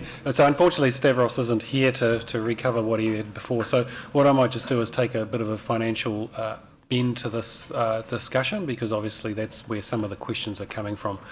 If you look back at our last long-term plan, there were discussions around whether Tarawera would be in or not, and at that time it wasn't seen as I use the words priority, but I know that they may upset elements of the community, but it wasn't seen as a priority at that time. Going into this long-term plan with regards to all the competing projects and work that was undertaken, and particularly around our level of borrowing, we were very conscious that when we reviewed this project against some of the other priorities that sat, by putting it in and funding it the way that we would previously of those other sewerage schemes, that it would put the organisation under probably immense financial pressure with regards to our borrowing limits. So there was that element of it, and there was also, and JP might be able to go into a little bit more detail of this, but there was also a look at how, at the socioeconomics of the area in comparison, say, to Rotorua, and when you compared Tarawera against, say, Okaraka and what happened at Okaraka when that scheme went in, a large proportion of Okaraka paid up front, because obviously they have that ability to do so. By paying up front and not paying over a 25-year period, that really drives the cost down of that scheme to the individual ratepayer. And so the feeling therefore was around the competing needs of projects on council's finances and ability to borrow, the timing of where this project could fit, the ability to pay of that community. We felt the only way to bring it in at this time without putting pressure on council's finances and pressure on other projects was to fund it the way that we have done so. In saying that, and that's where Stavros talked about yesterday, we do understand that not everyone in that community will have the same level of ability to pay as some of those others. And that is the work that would need to take place over the coming years before the plant is built and before any rating would take place, is to work on seeking further external funding, which would therefore help drive down the cost to the individual ratepayers overall, and then work with the community again on what are the options of how many would pay up front. That would be the first option, and if there was no ability to pay and there was a set of criteria that could be agreed upon with that community, what would the time repayment period be? So, and obviously looking to shorten that up against the 25 years, because obviously when it sits at 25 years, it sits on council's debt for an extended period of time. So with that, I don't know, JP, if you wish to add anything? Or? Yeah. Through you, Madam Chair, just adding to Thomas's comment, the steering group have been fantastic in what they've done so far, and I think they've done an awesome job in getting the $6.5 million, having that discussion and relationship with the regional council, and hopefully there's a potential for that $2.5 million to come towards the scheme as well from the regional council's deliberations. So I think what's so good about that steering group is they are open to all the options and ideas. So we had raised with them previously the options that were going into the LTP discussion document. So they did know about what we described as the bookends. Option one, which was the council issue, which is carrying that debt, which was option one. So they considered that one bookend option. And the other bookend option was to work closely with them on an ongoing basis about what other options are there, to get funding and working on those repayment tools. So I thought from yesterday's recommendation where the council put forward a support and principle around option 3 and 1, so recognising our need to get funding towards the front, rather than just going back to the single option in the middle, which is everyone automatically clicks into the 25 years targeted rate, but you do have the option to pay up front. One of the things that was being canvassed by that group, I think really well, was a discussion about saying, well, how do you change, how do you look after those who may not be able to afford? So rather than automatically going to the 25 years where you opt to lump sum, there was almost a discussion about saying you're automatically on the lump sum, but based on a request, which may be based on ability to pay, you would then go into the option of a 25-year rate. So it's an affordability goes one way, not the other. So we kind of reverse that equation.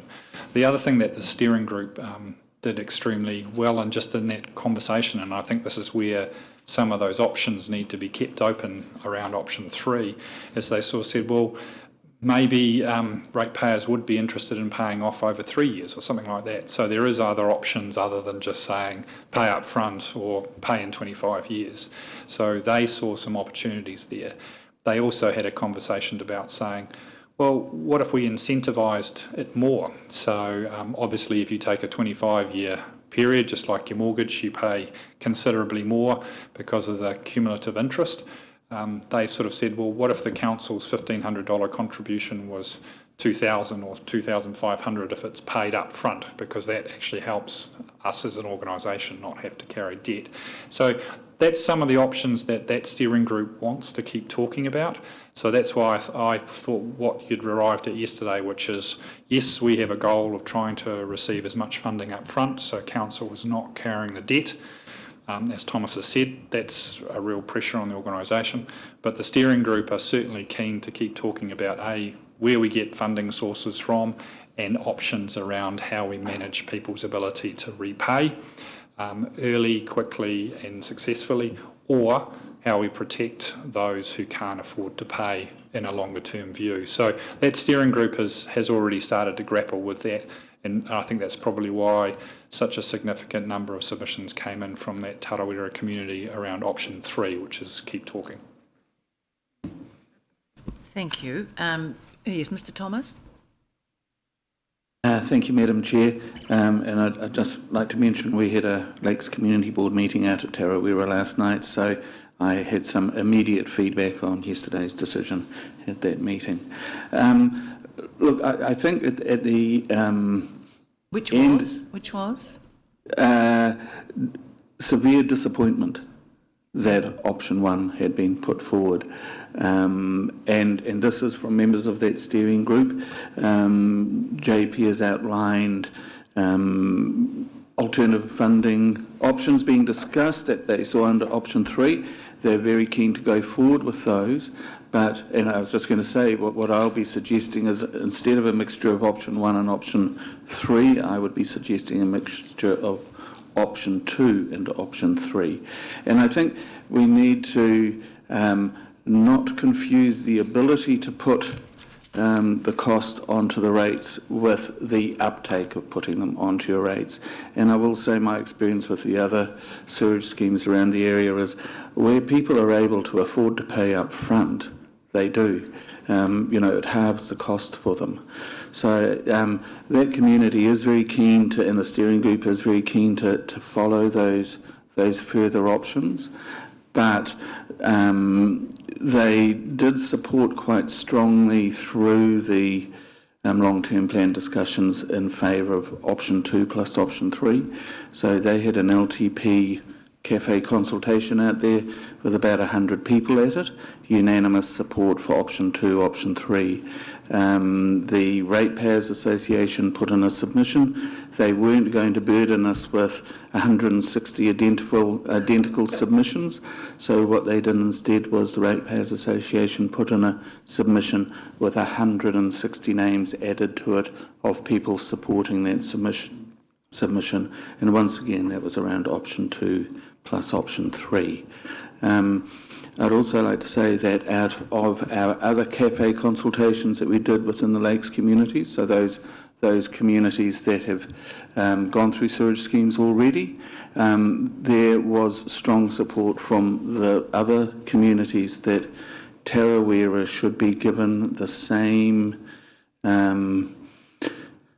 options that everyone else has been given, just as a matter of equity and fairness throughout the community. And once again, I think we do need to realise that merely giving them the option doesn't mean that they will take it up en masse.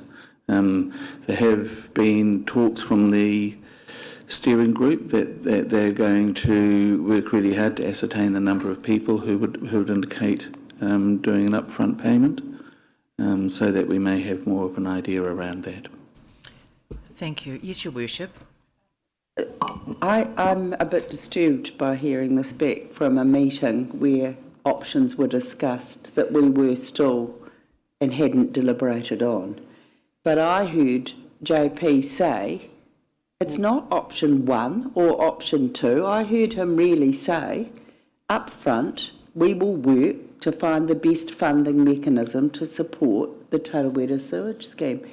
I think we get tied into the questions the way we ask them and then boxed into a corner about it can only be option 1 or 3 or a fusion of both. I think we've had the answer before we deliberate that I wanted to hear today. And I'm a bit disturbed that I hear the community is now disquietened. We've done so much work to assure them, and they heard us when we went to the Regional Council advocating on the Council submission that we must bring this forward and have more support from Regional Council. I just think we've got to be very clear on our messaging here, especially this one, because now they think they're going to get either only option 1, and they didn't want that option. So already we look like we're on a back foot. So could we please get the messaging right? And JP, what I heard you say this morning before we deliberate is what I wanted to hear for that community. So it's a dangerous situation when we go out in the middle of deliberations and share. Yes. But I'm sure we'll get there. It's just to hear how disquieted they were, that's a little bit distressing, because officers too have worked very hard on this one. So I think we've just got to make sure we get the right message. Thank you. Yes, Madam Chair, could I just reply to that? I want to make it absolutely clear. We didn't go out and discuss last night with the community. It's a public deliberation. They were able to listen in. So they came back to me with what they took from what happened. Yeah, and we're still it wasn't us going out and debating what was happening in deliberation. And this is one reason why I asked for this to come back to the committee. Thank you, Councillor Hunt. A few questions actually. Partly, Mr. Thomas has answered some of those. Some idea of the percentage who can pay in full makes a significant difference on our bottom line. And it could be, if it's option 2, then it's 8.4 million, so it has to be south of that, and considerably south of that. Makes it easier for us to budget going forward. The Lakes Enhancement Fund, and it may be a question that Thomas can answer.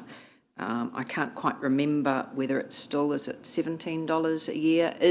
Is this spent every year, or does that accumulate? And further to that, if an added incentive, as was potentially put on the table of 2.5, would that require an increase in the Lakes Enhancement Fund, or is there adequate in that fund to action that at this point?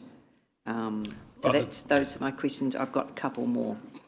So that fund helps fund the $1,500. Yep. Obviously, if you look at council's financial position at the moment, we don't have a trust account with the $1,500 per property in there. So I think we have to be a little bit realistic about this discussion, because it is a financial discussion, is that if the scheme costs $17.8 million and we're getting $6.5 million contribution from external sources, this organisation will fund the balance, and that balance is $12.3 million. Some of that will therefore be tagged as council's contribution of $1,500, but we still have to find that money. The Lakes Enhancement will help us.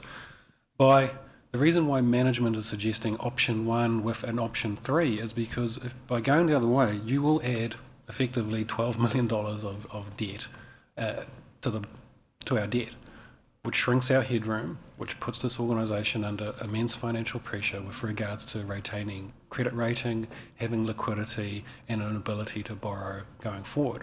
And this project was weighed up against all the others at that time. It wasn't in the original scheme of things. That community also knows that the only reason it was brought into this LTP, these were discussions that took place, was that we would look to get funding up front. Otherwise, this organisation couldn't do it. Now, we recognise that there are some in that community that have a difficulty in paying, and we've got 3 years to work with that community around, in principle, we are seeking up front because this organisation can't afford another $12 to $10 million on top of its debt at the moment. And in that space of time, we will work on identifying how many ratepayers will need the financial assistance and what that would look like. And it may be up to 25 years, or it may be 3 years, or it may be 5 years, but we'll have to work with that community and that board on identifying what that criteria is. And I think that's what many of you have understood as to what we'll do. But by making a decision to say, actually, we need to do option 1, by doing option 1, I will have to go in to the LTP and I will have to add on top of our borrowing that amount that we are looking to seek externally, because that is what the auditors will expect us to do, and that will have ramifications on our finances. So essentially then, and that's Sorry, really option 1. Yeah. That's really the support. For me, I think it is a lump sum and it is an opt-out for those, and it is an opt-out tailored specifically for those, and that's a one-on-one conversation. And while I understand the community's desire to have it exactly the same as all the others that we've done, the context with which we made those decisions for those other communities has changed considerably in that time. And fairness is an interesting concept, because just because you need a filling doesn't mean Shirley will get one too, because that would be fair. So for me, I'd rather work on the premise that this community gets, and our wider community is better served here. Now, that won't go down well necessarily with the Tarawera community, but I'm very in favour of us going forward and putting something in our long-term plan and actually putting a stake in the ground. And they've got seed funding of 6.5. Ensuring they need to opt out, and that's a one-on-one conversation that can be tailored specifically to their needs, I think is really the best at this point that I can support.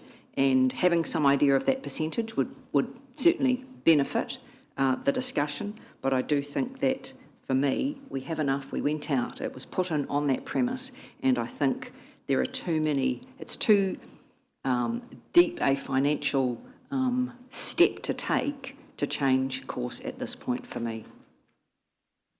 Thank you, Councillor Hunt. Councillor Gould, then Councillor Donaldson. Thank you, Madam Chair.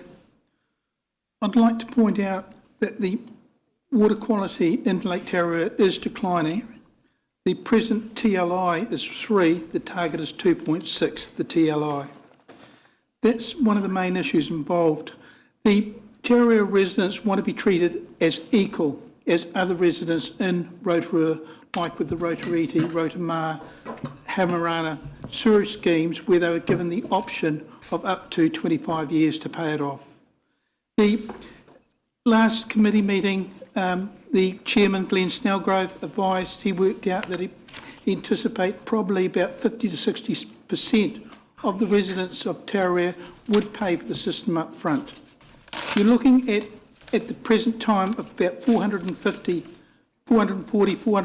residents will be hooked into this scheme, with another 100 available to go into the 550 hookup scheme.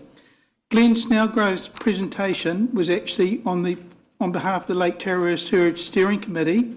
It was number 408 on page 1187, and it goes for 60 pages.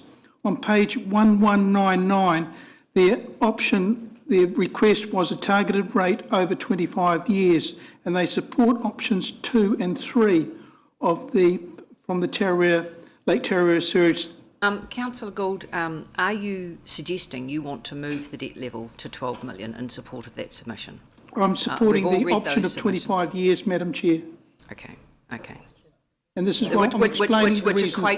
Which equates to raising the debt level? Yes. So that's what you're proposing? Yes. All right. Well, if you want to move that, you can see if there's anyone in support around the table for that. Okay, I'll move that we go with the option of giving them the option of up to either payment up front or payment of up to 25 years with options 2 and 3. I'm not sure that's a particularly Order, clear Madam yes. Chair, I think he needs to be more specific. Yep. But you're supporting in principle an increase in $12 million debt to bring forward the Lake Tarawera sewage scheme. So if that's yes, what you would like, that's what you would like to move? The options 2 and 3 in the report. No. No, it needs to be worded, Councillor Gould.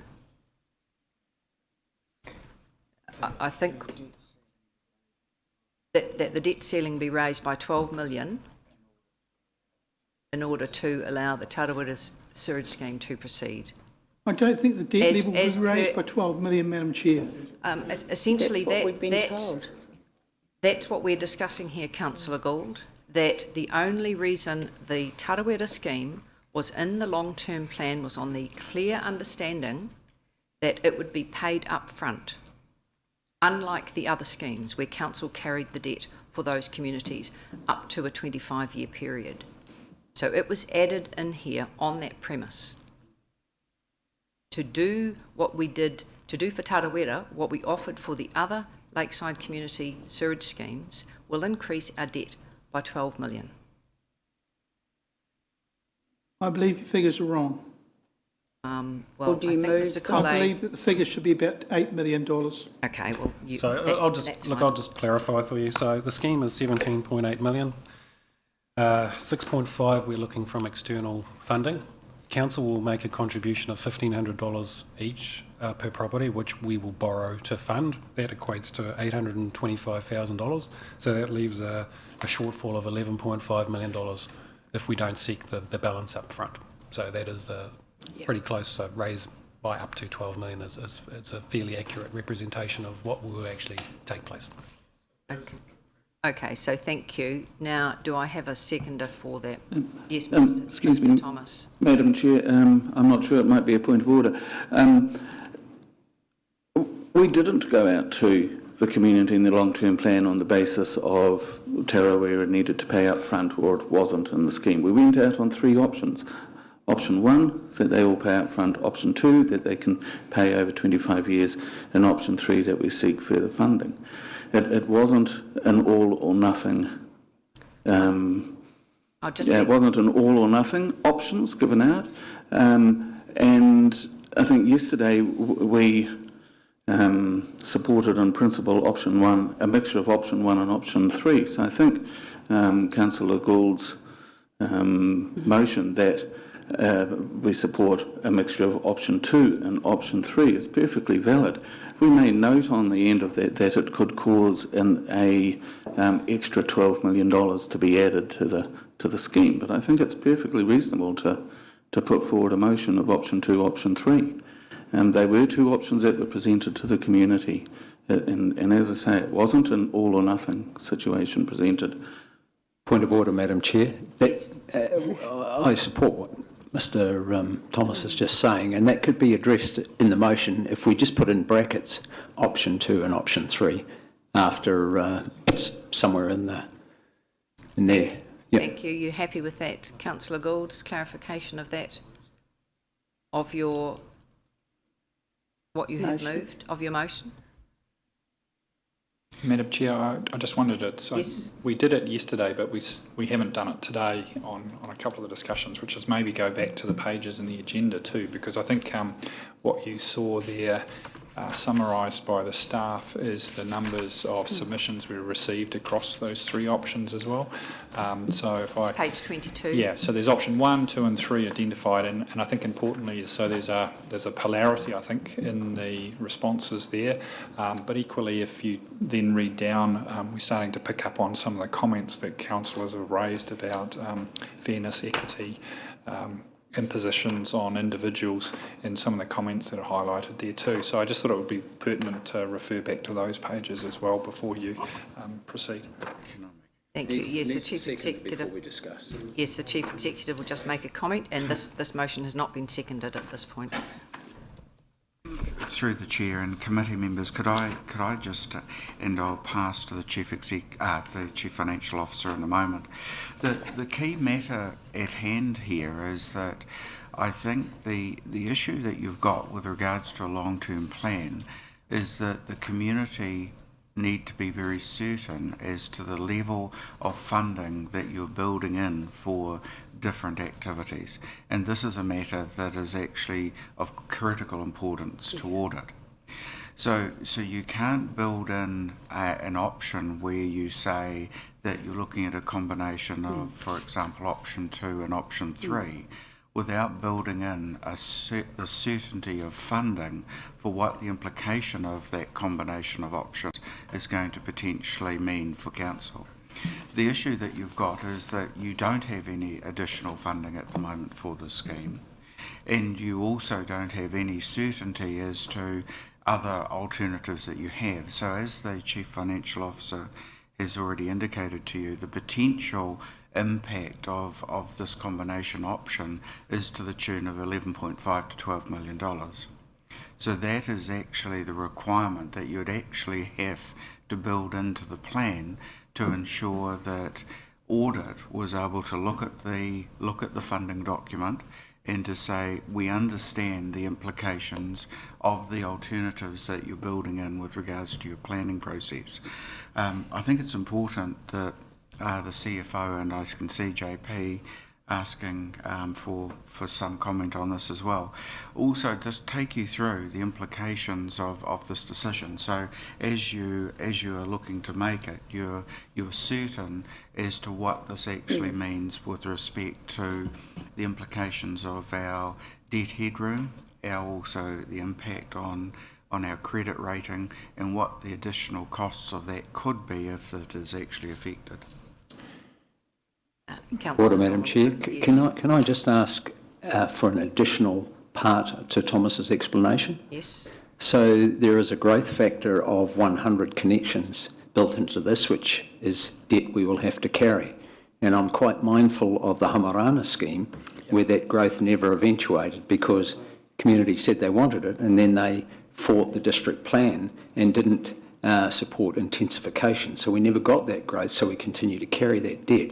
And I'm just as wary of 100 connections eventuating in Tarawera over the next 10 years. I really have concerns about that. So I just wonder if the level of debt we will carry in respect to that growth factor be explained as well. I'm just going to move straight to JP first to answer that, and then Thomas. Yeah. Thank you, JP. Thomas can probably add to it as well, but it actually was the piece I was going to also raise, and just to reinforce the Chief Executive's comment about how much debt potentially we may carry, because we are starting to hypothesise about how many people might repay upfront. Equally, the hypothesis then becomes how many connections are there and how many are held for growth as well. So that becomes another factor. So the number I've heard of 400 plus 100 doesn't necessarily reflect all of the steering group's views as to the opportunity, particularly for Tuharangi, around future growth as well. So look, I think there's that's the kind of the risk that Thomas must carry into what he places as the financial assumptions, because that denominator figure has not yet been identified, and it faces a district plan and a Lakes A zone discussion if it was to be considered for the future. So the risk you raised around the Hamarana situation is exactly the same as what exists at Tarawera, and is part of the very preliminary position we are with the sewage scheme and the final picture of how large, how much capacity is held over for growth, and in what areas. So again, that would add to Thomas's challenges in talking to the auditors about how much debt we include within the LTP. Mayor Chadwick. Just a question. Does option 1, which we supported yesterday, and I think it's great to have more debate, does option 1 allow us to go ahead with a reticulated sewage scheme planning for Tarawera? I think, yes, it does. The signal that we had was that we are having to break with the approach taken with the previous schemes and seek funding up front for the reasons that Thomas has described. But I think what had been identified yesterday was, one, we're seeking most of the funding up front in conjunction with ongoing conversations about the how you do it and how much other external money can come in, which was option 3. So it was 1 plus 3, so a focus of upfront as much as possible in conversations and development of plans with that steering group. However, I'm also hearing now it's a case of saying would prefer the full 25-year option 2 and 3. So we're still saying that what was discussed yesterday was 1 and 3. So prior to any further conversation, I would ask, is there a seconder for Councillor Gould's motion? Mr Thomas, you second that for discussion? Yes, Madam Chair, I'll second that. Okay, and would you like to speak to that now? I think I've covered the points from the community's point of view, so okay, well, I leave it to councillors to decide. Thank you. The motion that's on the table is that the debt ceiling be raised to by approximately 12 million in order to allow Tarawera residents the option to pay for the Tarawera sewage scheme over a 25-year period, which is a combination of options 2 and 3. So I'm going to ask, is there would anyone like to speak to that? I've just read it out so that everyone knows what it is we're going to be debating. Mr Thomas, as seconder, has said he has spoken and is quite clear. Mayor Chadwick? I do want to speak to this. I can't support that at all. And I've worked on the funding for the lakes and the lakes water quality since 2000. And I'm very aware, like those that are on the working party, that you want a scheme to proceed. I'm not prepared to carry that level of debt. We know the TLI, we know this was a non-funded lake, deed lake, so it didn't attract subsidies. This is one of the schemes that doesn't attract subsidies. Rotorua was the last. Heaven forbid at the budget today we might hear there's more subsidies and then we'll all go alleluia, because that'll help Tarawera. This community is deserving of a scheme. It wants to put their hands in their pockets for a scheme, and I thank them for that.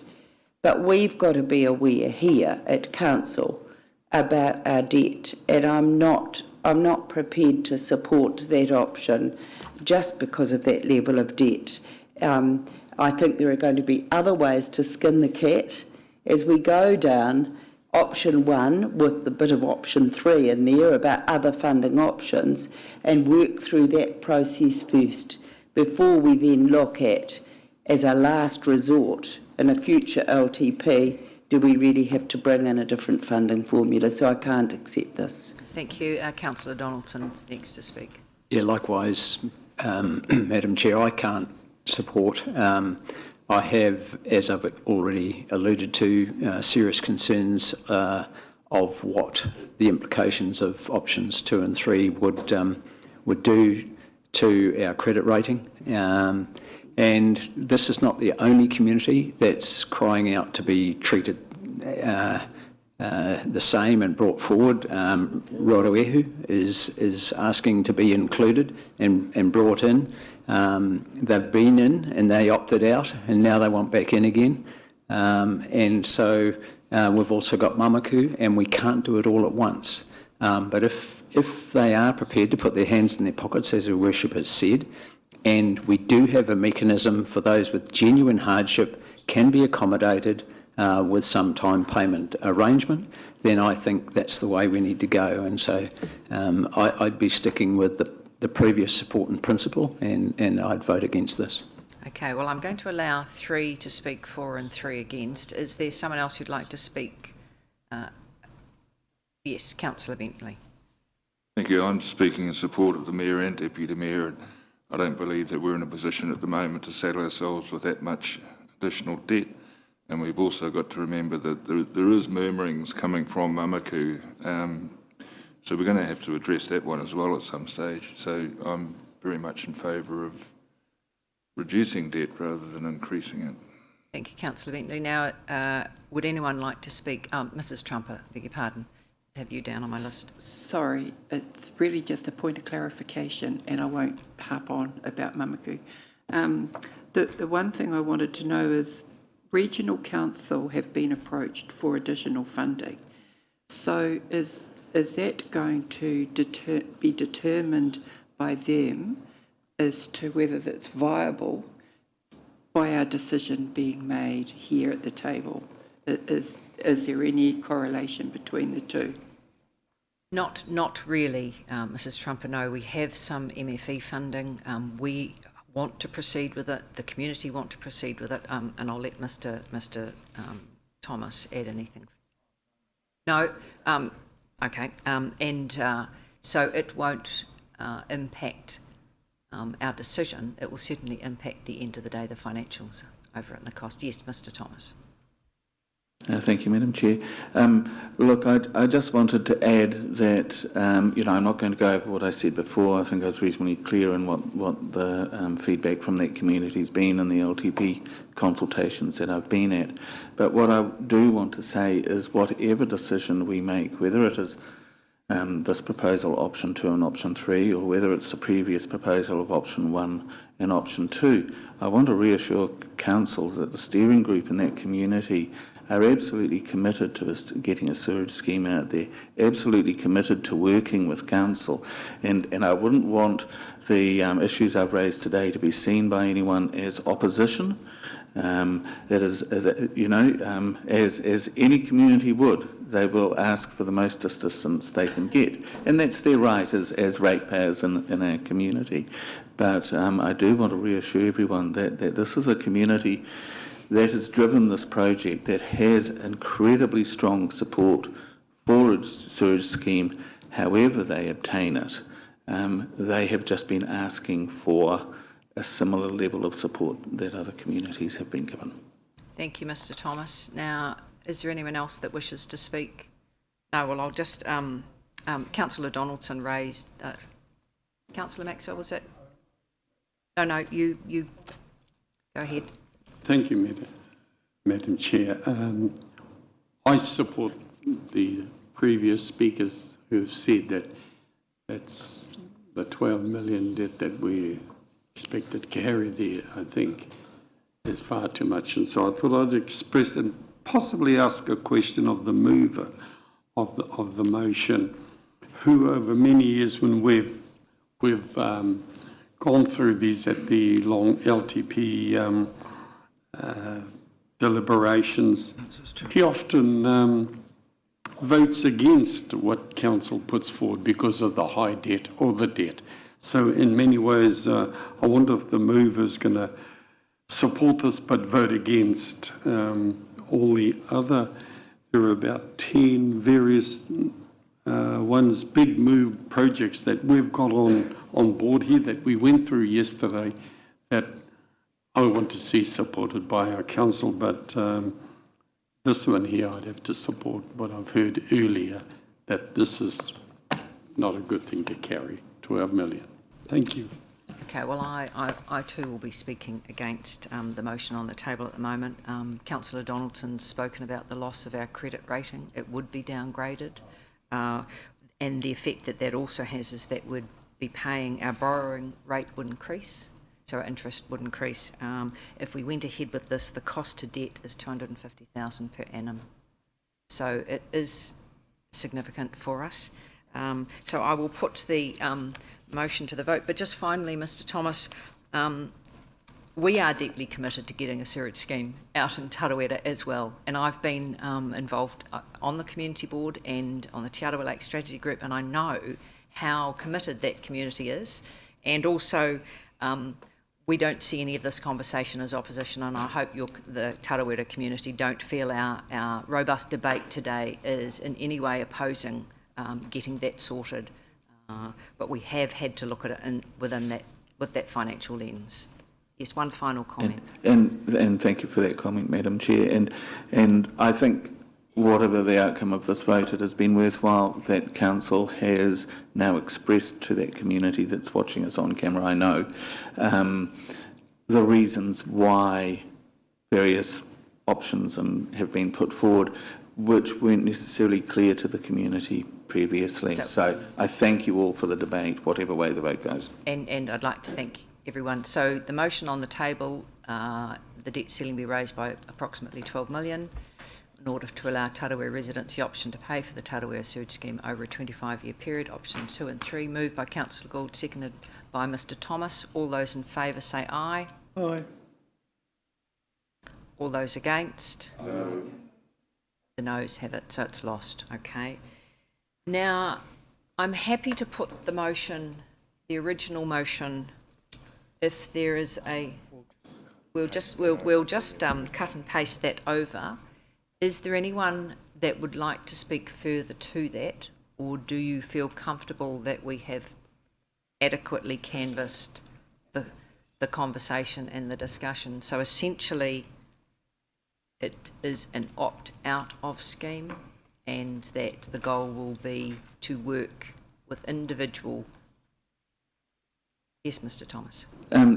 Just that opt-out phrasing worries me, that people might think they can opt out of the scheme. Oh, I'm sorry. Okay. I was just really clarifying for conversation. It's really, yes, that it's not a given that everyone will have the 25 years. It's more a given that that will be done by negotiation on a one-on-one basis. So, yes, not opt out of the scheme. Yeah, absolutely not. Yeah, thank you for clarifying that. Okay, so I'd like a mover. Thank you, Mayor Chadwick, and a seconder. Thank you, Mr Thomas, for that. And I'll just read the motion when it comes up on the table so we're all clear what it is we're voting on. Sorry, Mayor Chadwick moved and Mr Thomas seconded. Oh, Mr Thomas, we may need an alternate seconder due to your being on the steering committee. Thank you. Chair, I'm not on the steering committee. No. Oh, okay. Yeah. Okay, it was because of the previous lost motion. Okay. It's a procedural issue. That's absolutely fine. Could I just ask that where we've got to pay the 19,000, it should be 19,000 plus GST, just to be 100% accurate? Down the bottom, actually. Carol, my understanding is that 19,000 doesn't include GST. Okay. So, yes, Councillor Madam Chair, that's an estimated figure at this stage, and it's plus or minus 30%, as always with these schemes, so it may go up, may come down, but... It's really a placeholder for us, and it's to give an indicative figure. And it's always difficult because the community often want to hold us to these, more so if they go up, less so if they go down. So that is the motion on the table. Is there anyone that would like to speak to that? I don't want to cut anyone short if they feel they have more to say, to add. Okay, it appears not. Then the motion on the table is that the committee support the inclusion of the Tarawera Sewage Scheme, option 1, with modifications into the final development of the long-term plan to be adopted by Council on 28 June 2018. Modifications are: 1, that Council continue to work closely with the Community Steering Group to identify further funding options and acceptable early payment options for residents. And 2nd, in addition to this, Council would also look into establishing a hardship payment option for those residents that meet specific hardship criteria yet to be determined, to allow them to pay the approximate 19,000 plus GIST back over a specified number of years. Now, I said approximate, I'm sorry, mover and seconder, would you, okay, happy to have that. And now I just want to make that clear, it is a PC sum. Been moved by Mayor Chadwick, seconded by Councillor Donaldson. I'll now put the motion to the vote. All those in favour say aye. Against? Carried. Thank you. Thank you, everyone. And that was a really good discussion on that. Now, the next... okay, so determining the distribution of the general rate. Thomas, this must be, you can give a brief background to this, where we got to yesterday. And we will discuss the UAGC separate to this or in conjunction with? I think, Madam Chair, it needs to be discussed in conjunction again. So just recall from yesterday, so everything that's been discussed to date with regards to the overall financial strategy has had no real impact on the numbers that we talked about yesterday, and that was roughly an overall rates increase of 5.7%, and that's made up of the general rate probably moving at about 6%, and some of the targeted rates moving with regards to their needs, and in particular the biggest movement by far of the overall 5.7 is the refuse rate, which was shifting by 21% in response to those cost pressures at the landfill. Just again, CapEx sits at still at 486 million, but obviously we've deducted 1.2 million from that with the change to the skate park, and that will have a small marginal effect on rates in the year 2 and 4 and 5, where I think we remove those other ones. And overall borrowing, therefore, of 61 million over all the 10 years has now come back by 1.2 million as well. So we're just below 60 million. So the key, therefore, is talking about the rates increase and how it falls. And the reason why I've brought up the rating revaluation effect is that the reason why we're looking at the mechanisms of the UAGC and the differentials is the impact of the rating reval. And what is in front of you is actually, if we did nothing else and there was no rates increase whatsoever, and we applied the rating revaluations, these are the sorts of movements that we're seeing. And so just recall, and for those that are listening, when rating revals happen and the capital district has gone from 12 billion to 16 billion, and your individual property may have increased by 20 or 30%, or in some cases 50%, that doesn't mean that council collects additional rates revenue. We change the way that what we are looking to collect is just redistributed differently. And so the size of the pie is still the same, but those individual slices of the pies that each person may have will slightly change.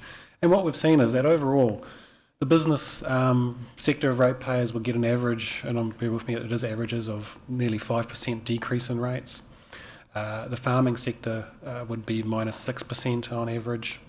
Rural residential would be -1%, and the residential area would see a 4% shift. And what you'll see therefore is that there's a shift of general rate away from the business, farming and rural residential area and towards the residential area. So the residential area will therefore pick up a larger burden of the general rate. And overall, these things always happen, but in particular, the pressure point that came on is what's happened to the low value properties. And so what we've seen is that the high value properties in all those categories haven't moved as much in percentage-wise, and the low value have, and particularly the urban. And what that does is, therefore, is it shifts the rate burden towards the lower value properties and away from the higher value properties. And I know around the table that we all have differing views on this, and some of it is around, and we all have views on affordability, what everyone should pay, everyone should be paying their fair share, etc. But with regards to the direction of council, of where we've gone in the past, and where we talked about in the workshop, was there was some serious concern around the affordability, in particular to low value properties, and what this in particular has done. But when you then put a rate increase on top of this, it amplifies what happens here. And the amplification, just turn this on. In particular, if you look at what's happened in lower residential and lower rural residential, you'll see that they go from 6 and 5% with no rate increase, that's just that redistribution, to 12s and 10s and 11s. And so what we look at therefore is that what are the mechanisms that we have available to us to try and spread that. And within the Local Government Act, affordability is one of those things therefore that we can consider and therefore look to address. So any questions on with regards to how I've gone before I talk more Swahili? So yes, Councillor Donaldson. It's more point of order, Madam Chair. Well, I've got two questions. First one is, do we need to consider both of these together, or can we consider them separately? The differential issue and the UAGC. And the other one is around clarity of the UAGC. So in the past, some groups, and traditionally it used to be very strong from the farming sector, they wanted clarity about what the UAGC covers and that it was a valid amount, that it covered validly, or covered what services it actually addressed. So I guess those are my two questions. Do we have to address them both? Because I guess there's an argument for one of these being left to the rating review and the other one being used as a smoothing mechanism separately. I mean, they're both being used as a smoothing mechanism. Yeah, and that's a great question, because I think, you know, I've had community board members say to me that if we remove that differential, it's gone and we won't get it back, even though, you know, we'd say, well, it still can be form part of a rating review. On the other side of Christmas, where we started modelling this, we ran a lot of different scenarios, and the reality was when we looked at them in isolation, it didn't achieve the outcome that I guess I was instructed to try and achieve. And so unfortunately, my advice to you is that to achieve what we discussed before Christmas around tightening the band and around getting a more even spread, yes, I can only achieve that at the moment with the use of both those tools. One in isolation will lessen the effect, but not to the level I think that that you would be looking for.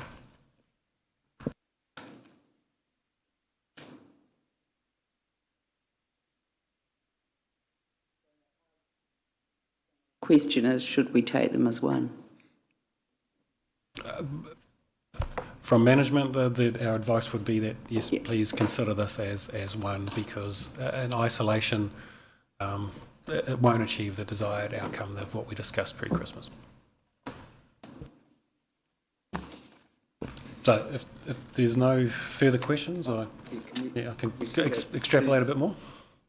Sorry, through you, Madam Chair. Thomas, have you got that third slide with the three options with the green colouring in it? Yes, that's at the end. So again, the mechanisms available to us in that modelling were those two differentials, and in particular, if you look at why we've looked at this differential, is that by holding the business differential, if we had have reduced the differential, it would have moved general rate away from the business sector to the other sectors at a time when their revals were also, they were already, if you go back to that original slide, already getting a decrease because of the impact of the revaluation. So they would have got a decrease from the revals and a decrease from the business differential as well. And that decrease would have moved back against all those other categories. The rural residential, we're always on a path of going back to one, and I know there's a disagreement at times as to whether we should continue on with that or not. But again, that sector didn't see a level of increase to the evaluations as others, and so what we also saw is that within those sectors, it was the low value properties that were picking up a larger burden than the high value. So by moving that differential, it actually helped spread between the low value and the high value within that category. So that was again used as a smoothing mechanism. The UAGC, by pulling $70 off, therefore moved more rate back to capital value, and as we all know, when we do that, higher value capital properties therefore pick up a larger portion than the lower value properties. And so the three together combine to the desired picture spread that council sought on the other side of Christmas. And councillor, if I come to this, that's what you'll see happening with regards to them combined. And so them combined, if you look at where we would have seen, you'll see that while the problem still is residential by far still gets a large proportion, and in particular the lower end pick up a disproportionate share because of what's happened in those capital values. We've had suburbs increase in capital value by close to 100% versus other suburbs that have only gone 50% as an example. So naturally you'll see that redistribution of rates.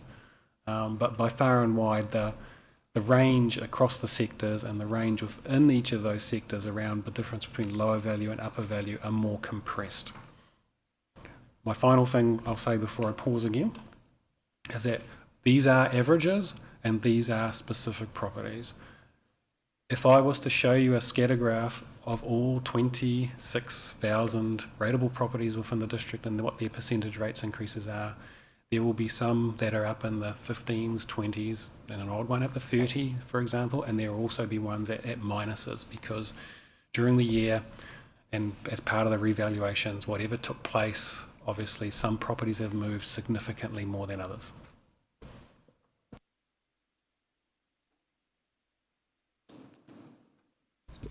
Thank you, Councillor Maxwell.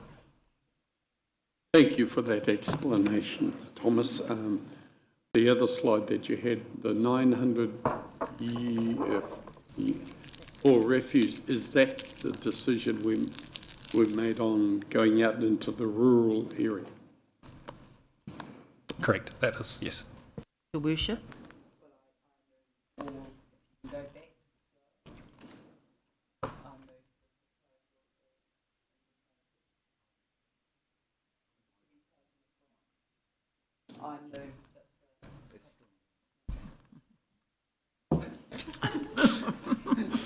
I move that the proposal is tabled be taken as one.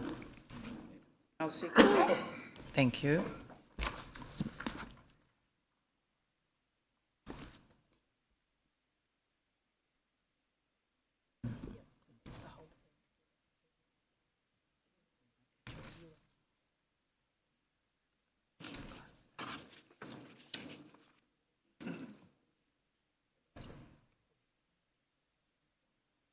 Mm-hmm.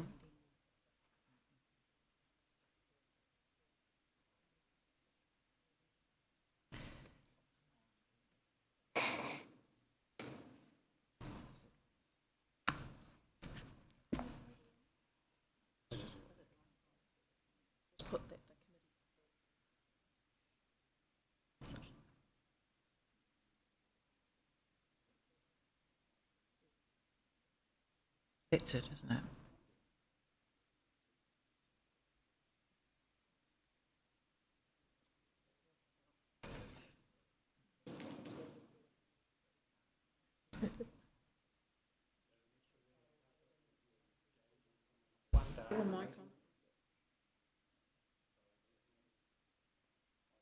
So just as I said, the rating review, a lot of people have asked questions around that. So we are looking at engaging an independent consultant to assist with that process around starting off the workshops, and we're looking to do that towards I think the August-September period, hopefully when the annual report and a few things are out of the way, in time for the LTP. So we will look therefore to initiate it with a number of workshops around the principles of what you're looking to achieve, and then we will cascade into a number of workshops depending on how that initial discussion goes.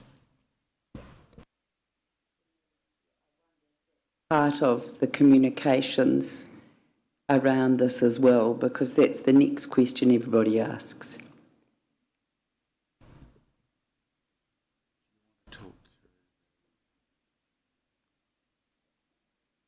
I'll put this now.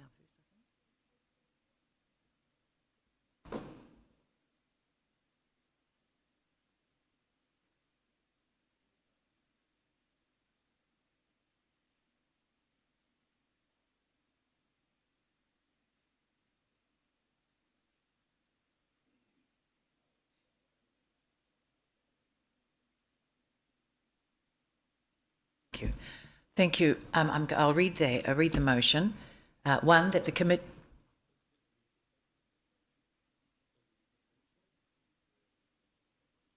Sorry, we'll just get this correct. Because we took it as one. Yes, Mr. Thomas? Are we going to debate this, or are we going straight to a vote on it? Yes, we're going straight to a vote on it. We don't get to debate it? I thought we had. We haven't. We haven't yet. It's just been moved and seconded. Order, Madam Chair. We've just had the presentation, so we're having the presentation and then, again as Thomas came in, and we haven't yet debated. Thank you for that.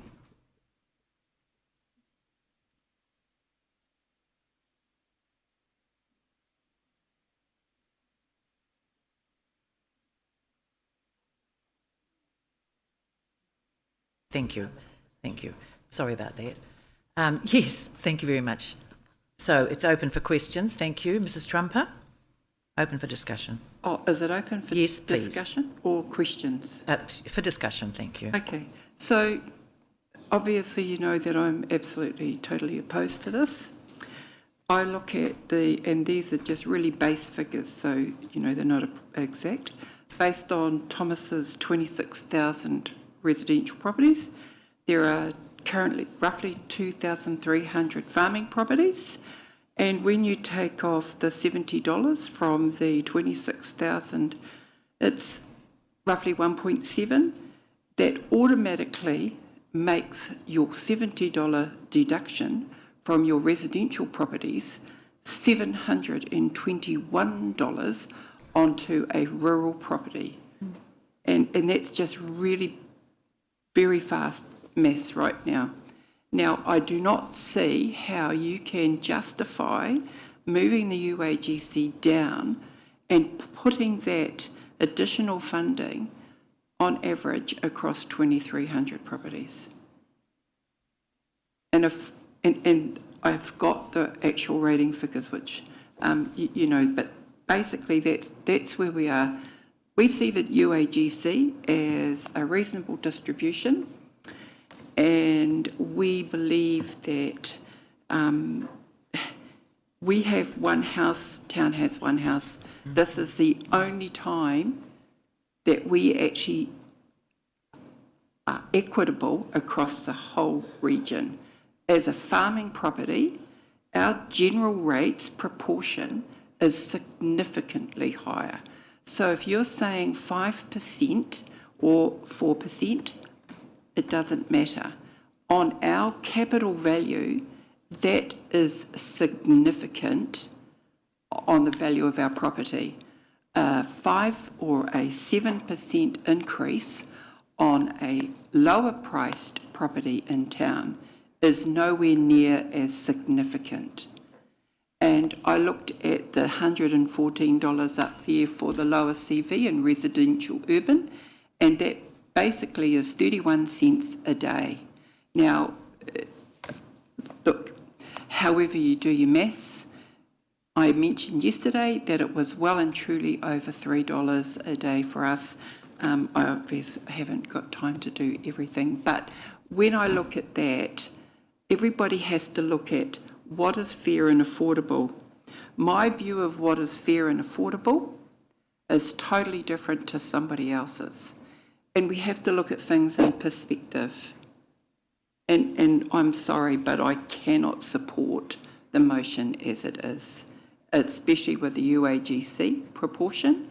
And when you talk about rural residential, you have, you're comparing, you know, we'll call them as a spade, Brunswick, Okirika, Tarawera properties, where they have higher value houses on their very small sections of land, against Mamaku, Rotorua, Waikiri. Rural residential is every property under 5 hectares. Now, their capital value is suddenly greater anyway, but it doesn't mean to say that their property is, or they have any more ability to pay than those that you're trying to target by moving the differential. So I can't support the motion. Thank you. Mr. Thomas? Thank you, Madam Chair. And Look, in terms of the differentials, the Lakes Community Board has submitted over many years that for the retention of a differential. So we can't support at the moment the loss of this before the rating review. And I would like to remind everyone around and reassure everyone around the table that the Lakes Board and Rural Board as well have supported pretty well everything in the LTP and have worked hard on that consultation process. So we are on side with you on most things, and you know, the joy of the system is that we can have a few minor disagreements, and I guess this is one for the Lakes Community Board. Also have a lot of sympathy for Thomas and his role of only having a couple of very blunt tools to try and achieve what I would describe as some sort of social justice in our communities. And that's why we have been so keen on the rating review, and I'm really pleased to hear Thomas reporting back to us about an independent person helping us with this and the timeframes around that. And I think from the Lakes Board, we would still like to see the movement and differential held until then. The UAGC is a more murky area for the Lakes Board because obviously lowering the UAGC does help a large number of people in our community and does hinder a large number of people in our community. So we're a little bit more ambivalent around the UAGC, but we definitely don't want to see that differential removed at this stage until the rating review. As the two items have been rolled together, I can't support the motion as it is. If they've been separated out, may have been different. Thank you. Thomas, you heard Mrs. Trumper give out some figures. Is there anything you wanted to respond to that? So, Mr. Trumper, yes, your math is quite fairly accurate with regards to the multiplication of the general rate coming back on. What I would say to the councillors and board members, though, is that in isolation it does seem high, but I think we also have to take into account what's happened with the revaluation. So, as an example, you know, we'll look at the farming general, the upper value one. You know, that property there just on reval alone would drop almost $1,200, and then obviously the change in the UAGC would bring that back and probably a little bit on top as well. So don't just look at it in isolation of what could happen. You have to try and take into account the whole mix of what's happened with revals as well, and that's, as Mr. Thomas said, the difficult position that we've been trying to work on. And the other one, with regards to rural residential properties, I think we're uniquely aware that I think the district has changed probably over time since when those differentials and how we identify rural residential properties, what they are, and it might see therefore a change going forward as part of that rating reviews as to whether some of those outer suburbs, as you could call them, maybe should be identified as residential or not, and what is the classification of rural residential going forward. But I won't obviously preempt what the discussion and what may happen at the time of that rating review, because that'll obviously form part of that discussion. Thank you. Did you want to, you have a, thank you. So I just had a couple of quick questions. The rating change up there, it's based on capital value is what you're talking about. What about the final remission coming off, so there'll be an increase there? The waste going on, there'll be an increase there. The general rates that, and I mentioned yesterday, that there'll be a significant portion of rateable properties going up by 10%, and that's based on Federated Farmers and another submission.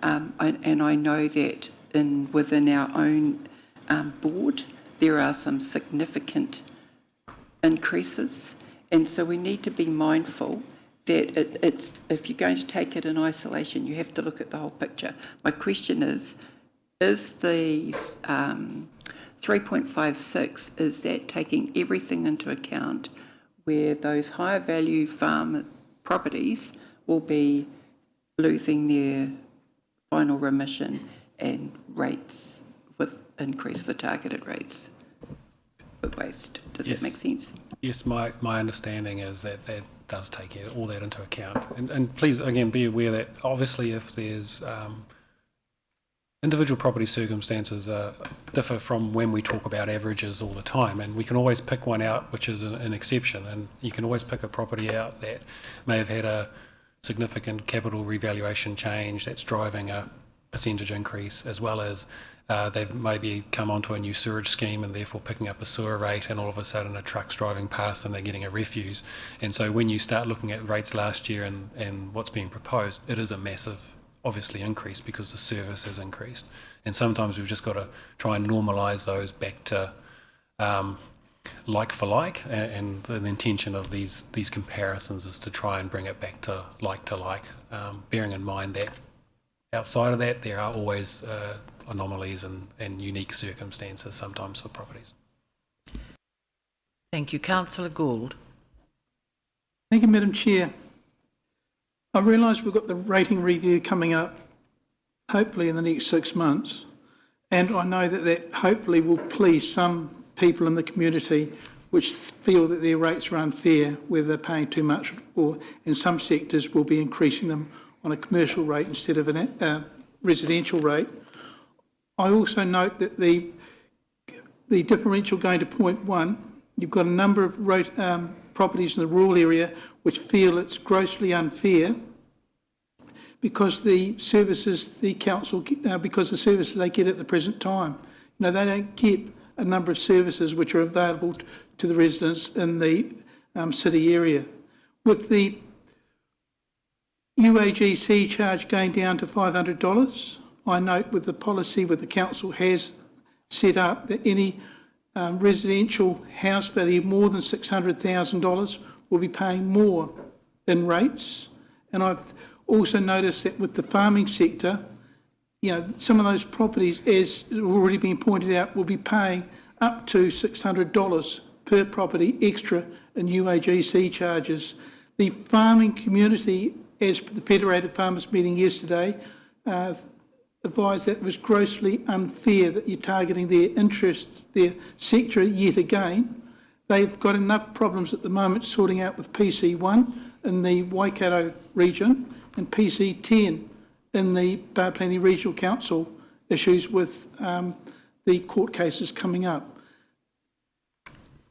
I asked my colleagues to keep the UAGC charge at $570 and consider the differential rate. Thank you. Thank you, Councillor Gould. Councillor Donaldson. Thank you, Madam Chair. I'll speak in support of the motion. Look, I commend the boards on their advocacy. That's their role, to advocate on behalf of their communities. But as councillors, we have to have a district-wide view. Rating is a blunt instrument, as Thomas has said, and we just have to consider fairness and affordability for the whole district-wide. Councillor Gould spoke about problems that the farming sector are facing right now. There's a huge problem in the urban area with rental affordability and the affordability of owning a home and purchasing a home for those on lower incomes. So we have to have all of that in mind and have a global view, and so I'm in support. Thank you. We've had sufficient debate or discussion, and I am actually going to put the motion now. And I'll read, sorry? One fresh item that was brought table today, Madam Chair, was the LTP and iwi engagement report. Oh, yes. And look, just a couple of comments there on differentials, pretty ambivalent. One entity did say that it preferred the business differential rate remain as it is now, which is encapsulated in the motion. And on the UAGC, iwi generally supported proposed changes to the UAGC. Thank you very much. Thank you. I am going to put the motion. One, that the committee support option 1, being to hold the business differential at 1.72 and raise the rural residential rate to 1.0 and proceed into the final development of the long-term plan to be adopted by Council on the 28th of June 2018. And 2, that the committee support option 1, reduce UAGC from $570 to $500 into the final development of the long-term plan to be adopted by Council on the 28th of June 2018. It's been moved by Mayor Chadwick and seconded by Councillor Hunt. All those in favour, please say aye. Aye. Contrary? I think we might have a show of hands. Thank you. Thank you. We'll have a show of hands. All those in favour, please raise your right hand. Thank you. All those against? Thank you. Carried. Thank you very much. Excuse me, Madam Chair, could I have my vote against recorded, please? Yes, certainly. I think Councillor Gould asked for that, and Mrs. Trumper, and thank you, Mr. Thomas, against. Thank you. Thank you for that, councillors. This one here. Excuse me, I'll just take some direction.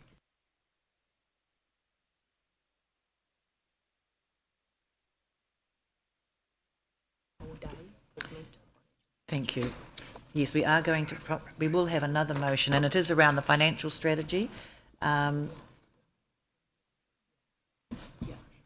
you. Did you want to speak to that, Thomas, or no? The implications? Briefly sleep. Thank you.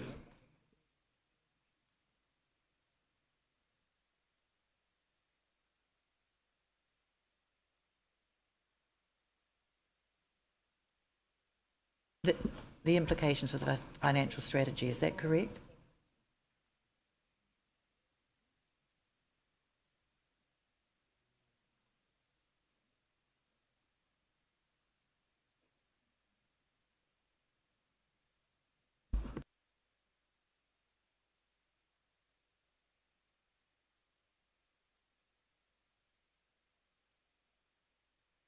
So sorry, while the slide just gets updated with the figures reflecting the decisions today, what we'll do now is just bring it all back together. So ultimately all the 13 items have now been discussed and agreed upon, and we've made amendments with regards to the skate park in particular, and so we're just quickly going to update the slide, and what I'll talk about is therefore what's the overall impact of the rates, proposed rate increase, the capital spend and the debt, and we'll just look for your confirmation on those so we can therefore start preparing the final LTP document at the time.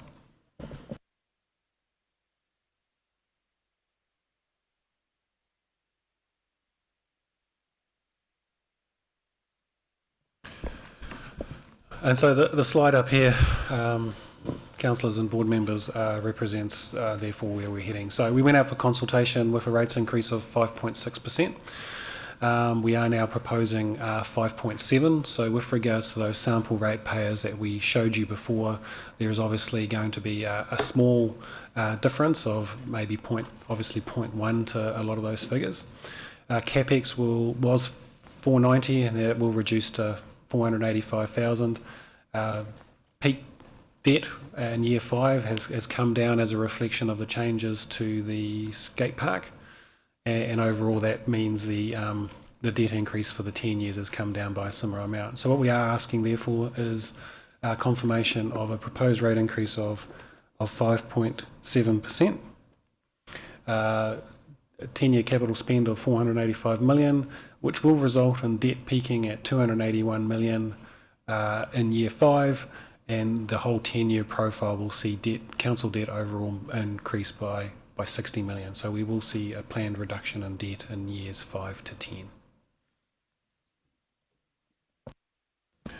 And I will remind you that the draft long-term plan reflects the outsourcing of the aquatic centre, as was with the position we were at pre-Christmas, and I understand that that will be discussed at a council meeting at the end of this month, and subject to that we will either amend the LTP or not. Just be cognizant of the fact that if we revert back to the status quo at the moment, we will therefore likely see up at least 0.5% increase in the proposed rates for year 1.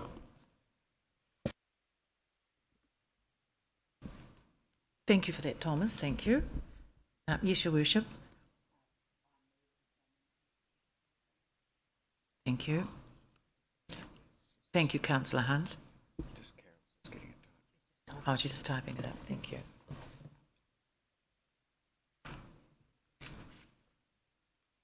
just being typed up, so we won't be a moment. And I think we'll be on time to finish at 12:30.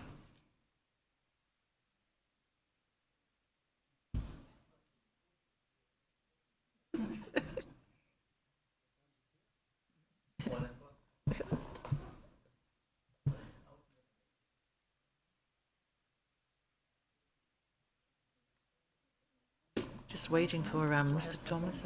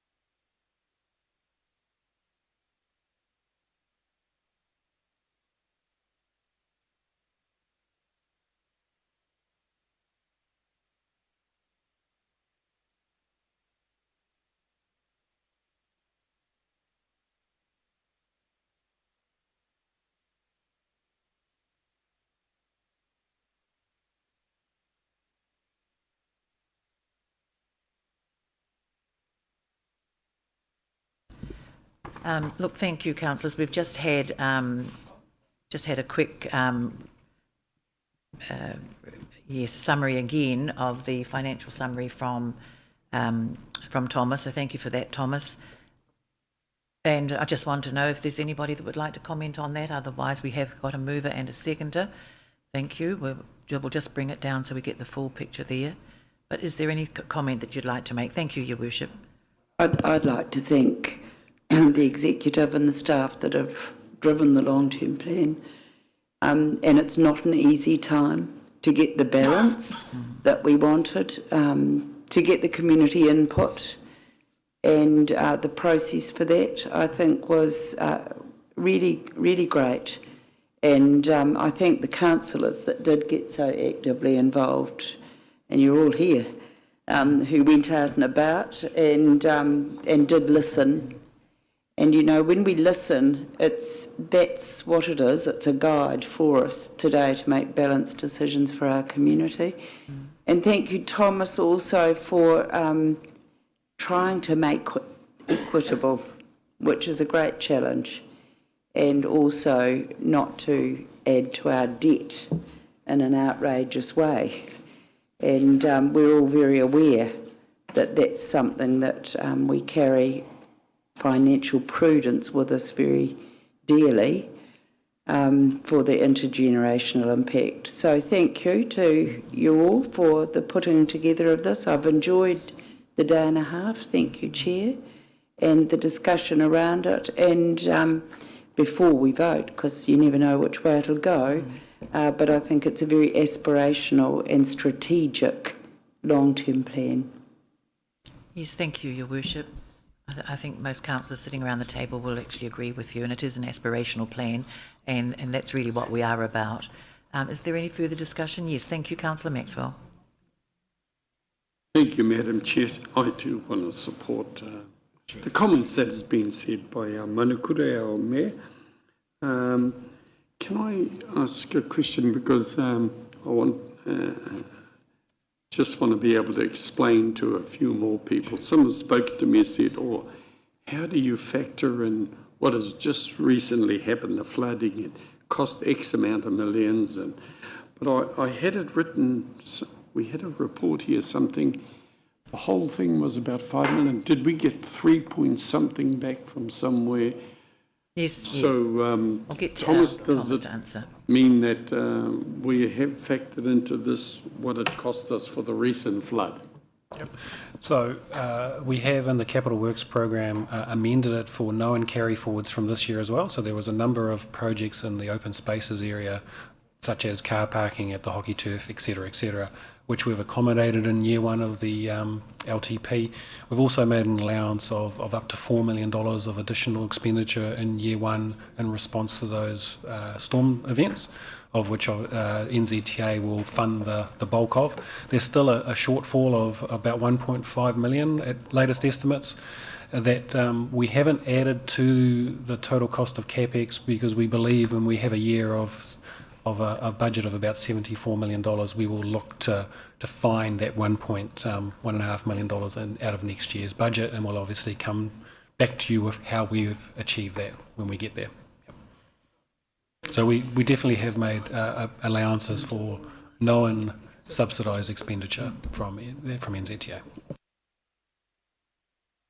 Thank you. And a final comment, yes, Councillor Gould. Madam Chair, 2 days ago I got an email saying that the full council meeting on the 31st of May was going to be changed to 12 o'clock, and we've got a long-term plan meeting at 9:30. We're still having a long-term plan meeting on that day. Is that to discuss what aspect? Yes, thank you. Yes, we are having a long-term plan final workshop on the 31st of May. There are, aside from all of the consultation topics and feedback that you have to consider, there are a couple of, I suppose, more technical pieces that go into the final document. They don't have a financial impact at this point in time. What they are is they're two pieces of work around measuring our progress. So one of them is looking at a framework around measuring Rotorua 2030, and the second one is measuring service levels. So the activities this council undertakes, how are we going to measure what is undertaken in those activities, and are they meeting the expectations of the community?